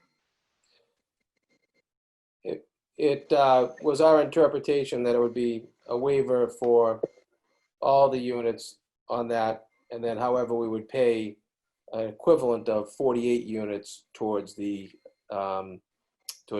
overlay of and improvement of Lawrence Street. And if there's any monies remaining, that would go back to the water department.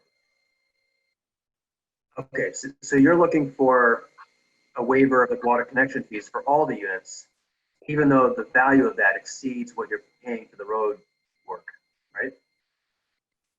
Only because looking at the affordable units, it's a waiver that has been granted before in the past, and the improvements that we're doing with all of the water infrastructure up Lawrence Street, especially going to a 12-inch main, providing water services, water tie-ins to the roads, all the gate valves and everything that's associated with that, far exceeds the capital improvement money that would be allocated with the affordable unit water tie-in fee.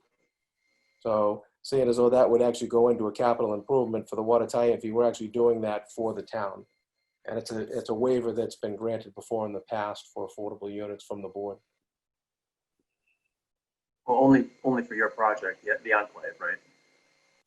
I think it was for other projects too. I don't have them right in front of me. We haven't done that for any of the more recent ones. We didn't do that for Rockwoods, Seekonk, or 194. And they didn't donate $280,000 for a bridge and offer increasing water main improvements, sidewalks, and other amenities we've done to the town either. All right, well, this is obviously a board decision, so. Do you want to deal with this now, Chris, or do you want to? I think we'll deal with it when we get to the waiver. All right. Let me just make a note so if we don't. You hear me? Yeah, I'm just going to make a note here. So Dan? before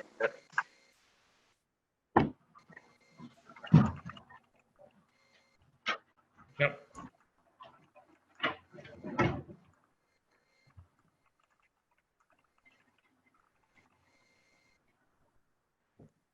All right, moving right along.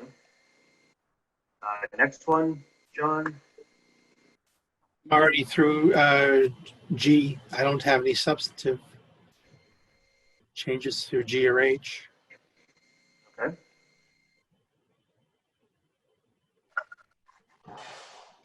Or I or J. All right, well, I guess that's it. All right. So that's the conditions. I think we talked about doing waivers at the next meeting because what we need to do is have Bill McGrath look at the revised plan and look at the revised waiver list to make sure we've covered everything we need to cover. I think we ought to talk about timing and when you guys want to get back to us with any additional tweaks to the site plan.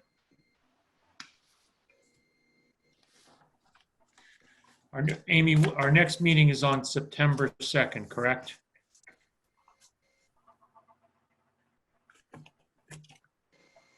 Amy? Sorry, I was muted. Yeah, that would be the first Wednesday in September, so we can do one then. We don't have anything else scheduled right now. I know we have something in the works, but nothing has been given a date yet. Obviously prior to that. Yeah. No, we don't have anything right now after tonight. That's 2 weeks away, correct, Amy? Yes. Okay. So Bill, does that give you enough time? Yeah, I think we can review in a week and coordinate with Tom and Rick as we've done in the past to try to resolve any issues that we see. I think we can do that over the course of next week.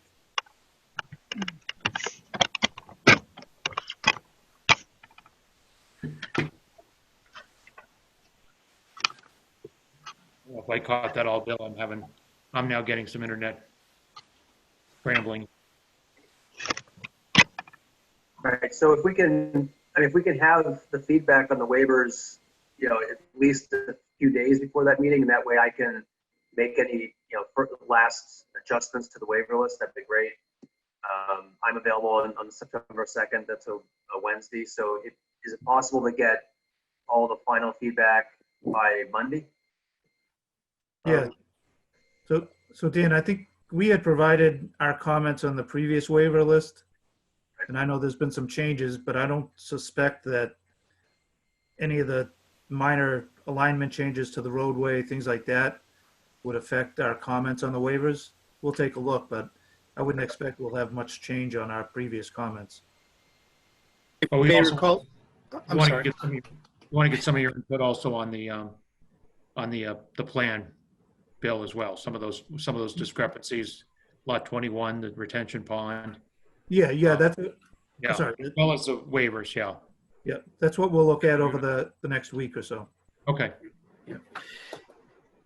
Mr. Chairman, if you may recall also, we did run through the waivers at the last meeting, but obviously there have been some adjustments, some of which we've already sent over to the town. But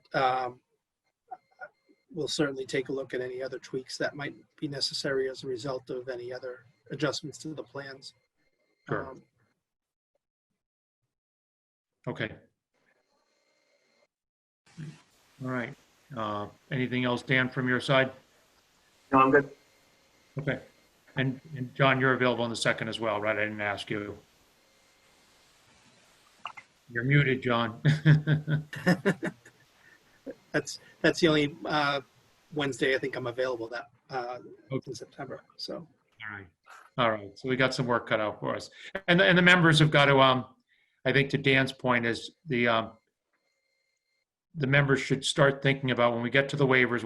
Obviously one of the biggest issues here is that the applicant is looking for a waiver of the 16 affordable units.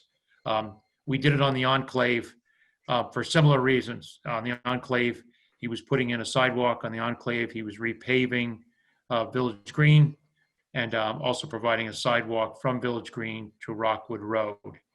And I think that's why, in this case, they're looking for the same waiver on the affordable units.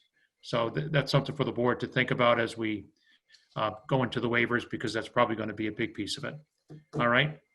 So if anybody else have any other concerns before we continue the public hearing? Amy, anybody have any concerns? Karen McCabe has her hand up. Go ahead, Karen. Yeah, I just had a question for the meeting. Is there exactly what we will be reviewing in that meeting? Is it just the waivers, or would we be able to come back and we'll revisit the outstanding questions that are here tonight? And what else will be in the meeting on Wednesday, the 2nd? Well, hopefully we're going to have answers to all the questions that we've discussed tonight regarding the plan. We'll review the waivers. We'll obviously have a final draft of the conditions, and we'll go from there. And when would we be able to think, if is there paperwork, will we be able to receive it ahead of time, or because I heard the waivers just being requested just a short time before the meeting? I'm not sure. That's sort of there's been multiple sets of waivers. There was actually a set of waivers that was passed out prior to today, and then there was another updated set today. Obviously, it becomes work in progress when you make tweaks, but I think I think, Tom, the earliest you can get, obviously, and Dan, same thing, the earliest we can get the waivers, the conditions, and a plan out on the website, the better it is for the residents, so that they have opportunity to review it. Just if I could, John, the last set of waivers that was sent over today about 2 or 3 o'clock, that was the most updated one. So I think it's in the board's hands right now on that. Is that correct? John, you're muted again. Excuse me. The last set of waivers that we prepared today were based on the last draft that Attorney Hill had shown on the screen at the last hearing. So that's the latest set that had been filed today.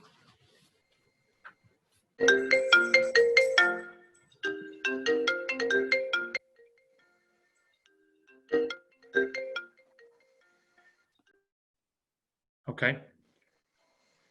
All right. Does that answer your question, Karen?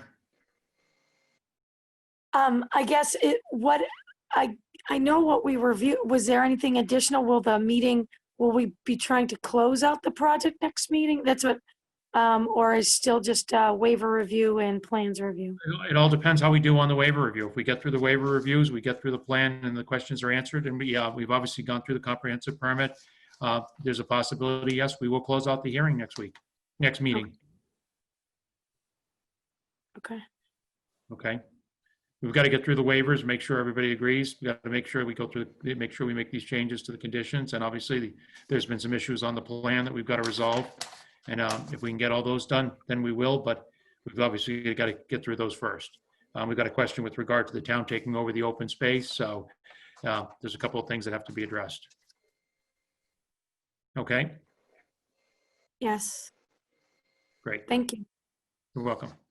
All right, this time I would ask for a motion to continue the public hearing for 17 Lawrence Street comprehensive permit till September 2nd at 7:00 p.m. I so moved. Oh, go ahead. Who moved it? I did, Don. And I'll second it, Joe. Any further discussion? Okay, all those in favor of a roll call vote. Mike Kaliza? Mike?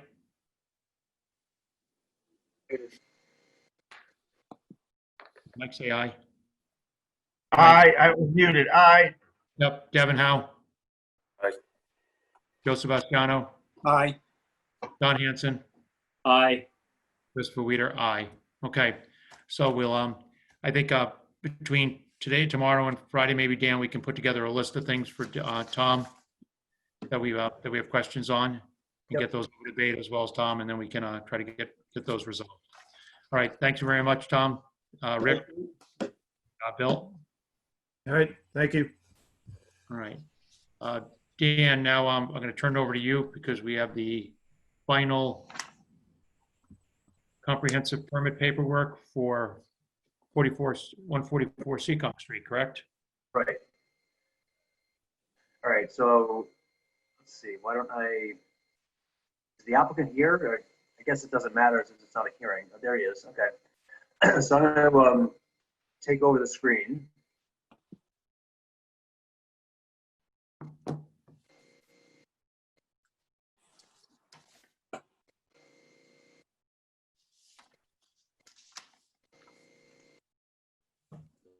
There weren't that many changes to talk about. And I ran this draft by Mr. Agostino, and he was ecstatic. So I think we're all on the same page. So this is the procedural history section. Maybe you don't want to go through every paragraph, right, Chris? No, I think we've gone through it all. You were just going to update it for any minor changes we had, correct? Yep. And so I added findings. That's something that's new to this document. So the findings, I really focused on the big issues we talked about, which are traffic impacts and public safety. And the findings basically discuss, where we started with the project with 96 units down to 84 and then down to 44, and how the original project was deficient with site distances and how the revised project mitigated all those deficiencies. Same thing with the wetland impacts under section B. We talked about how there was a significant amount of work in the wetland buffer areas. There's streams, there's a potential vernal pool. The revised project substantially reduces the amount of work in the buffer zone. It protects the large tract of land in the loop road that's going to be available for passive recreation. So that's the gist of the findings.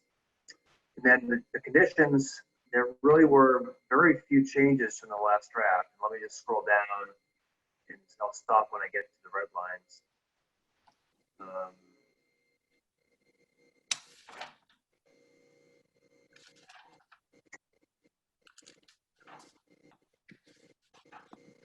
All right, so section C deals with some of the legal issues with the condominium. We added a paragraph here that the streetlights shall be provided on the proposed roadway as shown in the site plan. And within the layout of the right-of-way, streetlights will be perpetually maintained, however, by the HOA with a separate electric meter.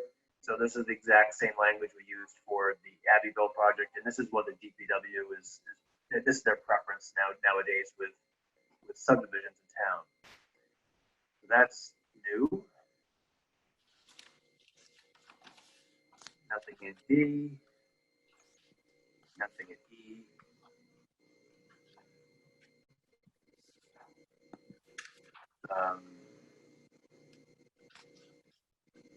Could be. Oh, wait, what's this? Oh yeah. So the applicant's going to deposit $25,000 as a contingency. So if we have to do any additional roadway or intersection improvement, that there's some funds available to do that. So that money is going to be put into a gift fund account. We've run this by the finance director, and that's the proper way to do it. So we've added that clause.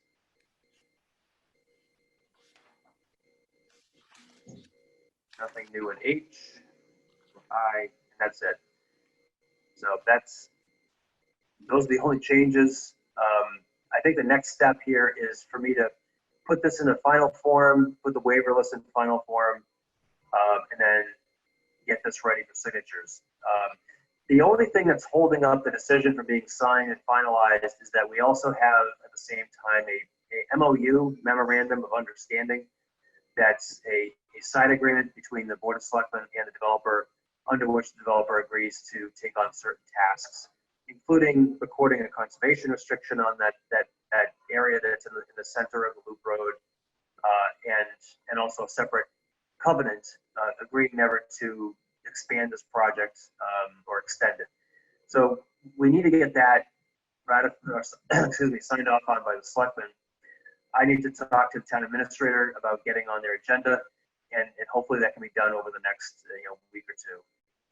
I'm available all next week. I don't know, Chris, do you happen to know if there's a selectmen meeting coming up in next week or the week after? Don't think there's one next week. Amy, you may have the schedule. I think it's the following week. I think they actually have one a month, so they could schedule a secondary meeting in order to hear you. So Amy could probably find out, or Rich can find out about that. Yeah, they're on Tuesday night usually, right? But they, I think, only one meeting during the summer months.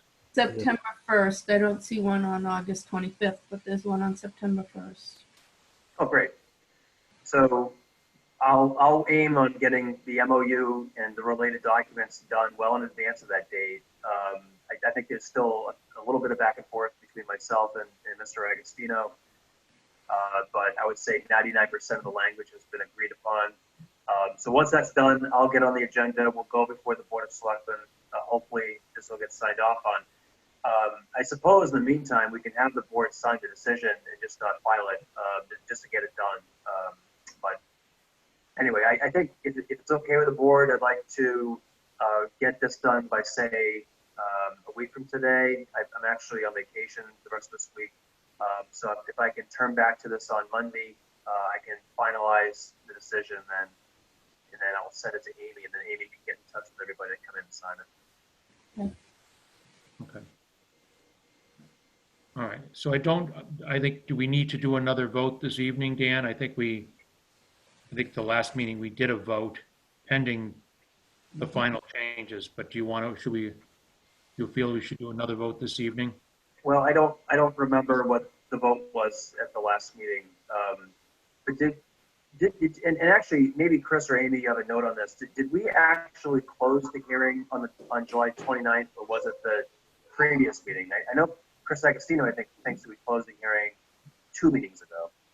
No, I have it as closed on the 29th, as well as granted based on tonight's discussion on the 29th.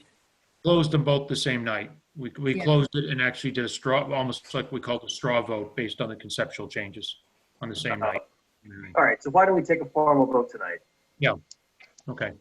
All right. Anybody have any questions for Dan with regard to the conditions that we just reviewed prior to that? Any board members? Amy, any of the board members have any concerns? I don't. Yeah, I'm sorry. Could Dan just review one more time the Memorandum of Understanding, the specifics as it relates to all of the parties that are involved, the town, the developer, and any abutters? Sure. First of all, the Memorandum of Understanding does not involve any abutters. They're not a party. The parties to the document are the Board of Selectmen and the applicant. And in a nutshell, the highlights of the agreement are that the applicant is agreeing to the 44-unit plan. The applicant's not going to appeal the decision to the Housing Appeals Committee. The applicant is going to record a land use restriction that's going to encumber the property and run to the benefit of the town. That the site will not be enlarged. It's not going to be further subdivided. It's not going to be used as access to any adjacent land. The applicant's going to record a conservation restriction on the land that's in the middle of the loop road, which, or most of that land, not all of it. There are a few buildings in there. So there'll be a delineated open space parcel that will be subject to a conservation restriction. The conservation restriction will either run to the town conservation commission, or if the commission doesn't want it, it'll go to a nonprofit entity, or I'm not sure actually if we talked about maybe the homeowner association holding a fee. So I imagine that the restriction will go to either the town or a nonprofit. The fee in that will go to held by the homeowner association. So those are the highlights. Does that work? Okay. So I was on the impression there were abutters who were also involved in this memorandum, that it was a three-way. No, the abutters have their own agreements, whether it's formalized in writing or not. I know that Lorraine Sweeney, I believe, has a written settlement agreement. I'm not sure about the other abutters, but we're not involved. We're not involved. Okay, thank you. Yep. Okay. All right. At this time, I'd entertain a motion to grant Lakeland Hills LLC a comprehensive permit under Chapter 40B, Section 20 through 23 for 144 Seekonk Street. Do I have a motion? So moved. Joe. Do we have a second? Second. Any further discussion? This is a motion to grant. We'll do a roll call vote. Mike Kaliza, Yes to grant. Don Hanson, Yes to grant. Joe Sebastiano, Yes to grant. Devin Howe, Yes to grant. Christopher Weider, yes to grant. Okay, very good. We got a formal approval of the comprehensive permit. Congratulations, Mr. O'Hart. Thank you, Mr. Chairman, and thank all the board members for what is a record for me as far as number of hearings and length of hearing and the amount of issues that we raised and resolved to get to this point. So, I commend all of you for all the hard work you've done on all of the comprehensive permits that Norfolk has been presented with recently. And I know a lot of time goes into it. So, and you're all volunteers. So thank you for all that hard work. I'd also like to thank the board and Mr. Chairman for all the hard work and the time everybody has devoted to this. And I think we're going to have a very nice project up there, and 44 houses will look beautiful. Thank you. I agree. Chris, we're going to miss you. Hopefully you'll be representing somebody in the future so we could entertain you. I'll find my way back to Norfolk as soon as I can, Mr. Chairman. I'm sure you will. Thank you, Chris. Have a good evening. Thank you. All right, Amy, did you distribute the, Dan, thanks very much. Okay. Good night, guys. Good night. Amy, did you distribute the minutes? I think it's the July 22nd minutes to everybody. Yeah, that's the only set I have, but yes, everybody should have July 22nd. Did everybody get a chance to review those yet, or have them in front of them to review? Yes.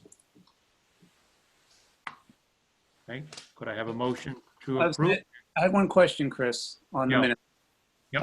One of the paragraphs when we talked about the septic system, the notes we took, we're talking about the single-family homes having individual septic systems, kind of generalizing that all the single-family homes would, and one common system for the condos, which through clarification tonight, I think was a little different.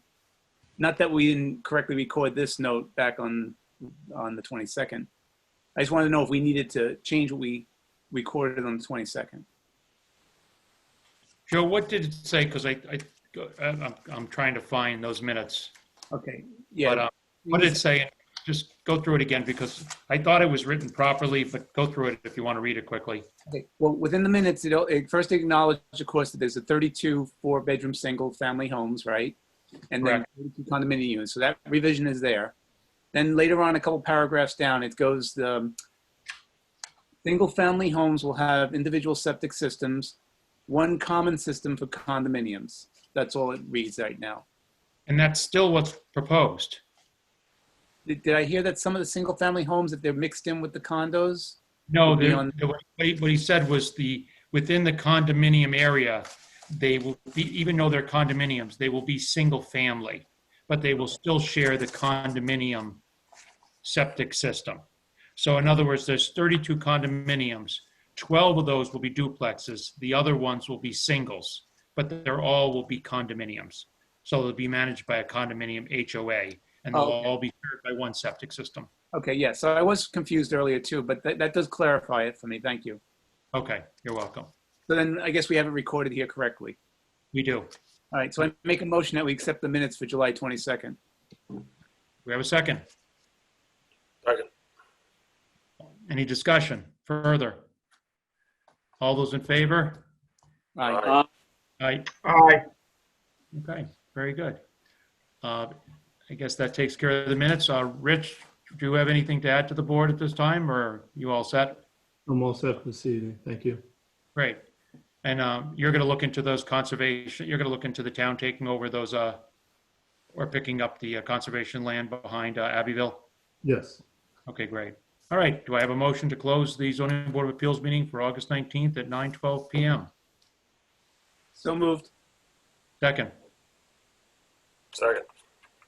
Any further discussion? All those in favor, say aye. Aye. Oh, Thank you very much. Everybody have a good evening. Thank you, Amy. Thank you, Rich. Night, Good everyone. evening. Thank you. Night. Thank you.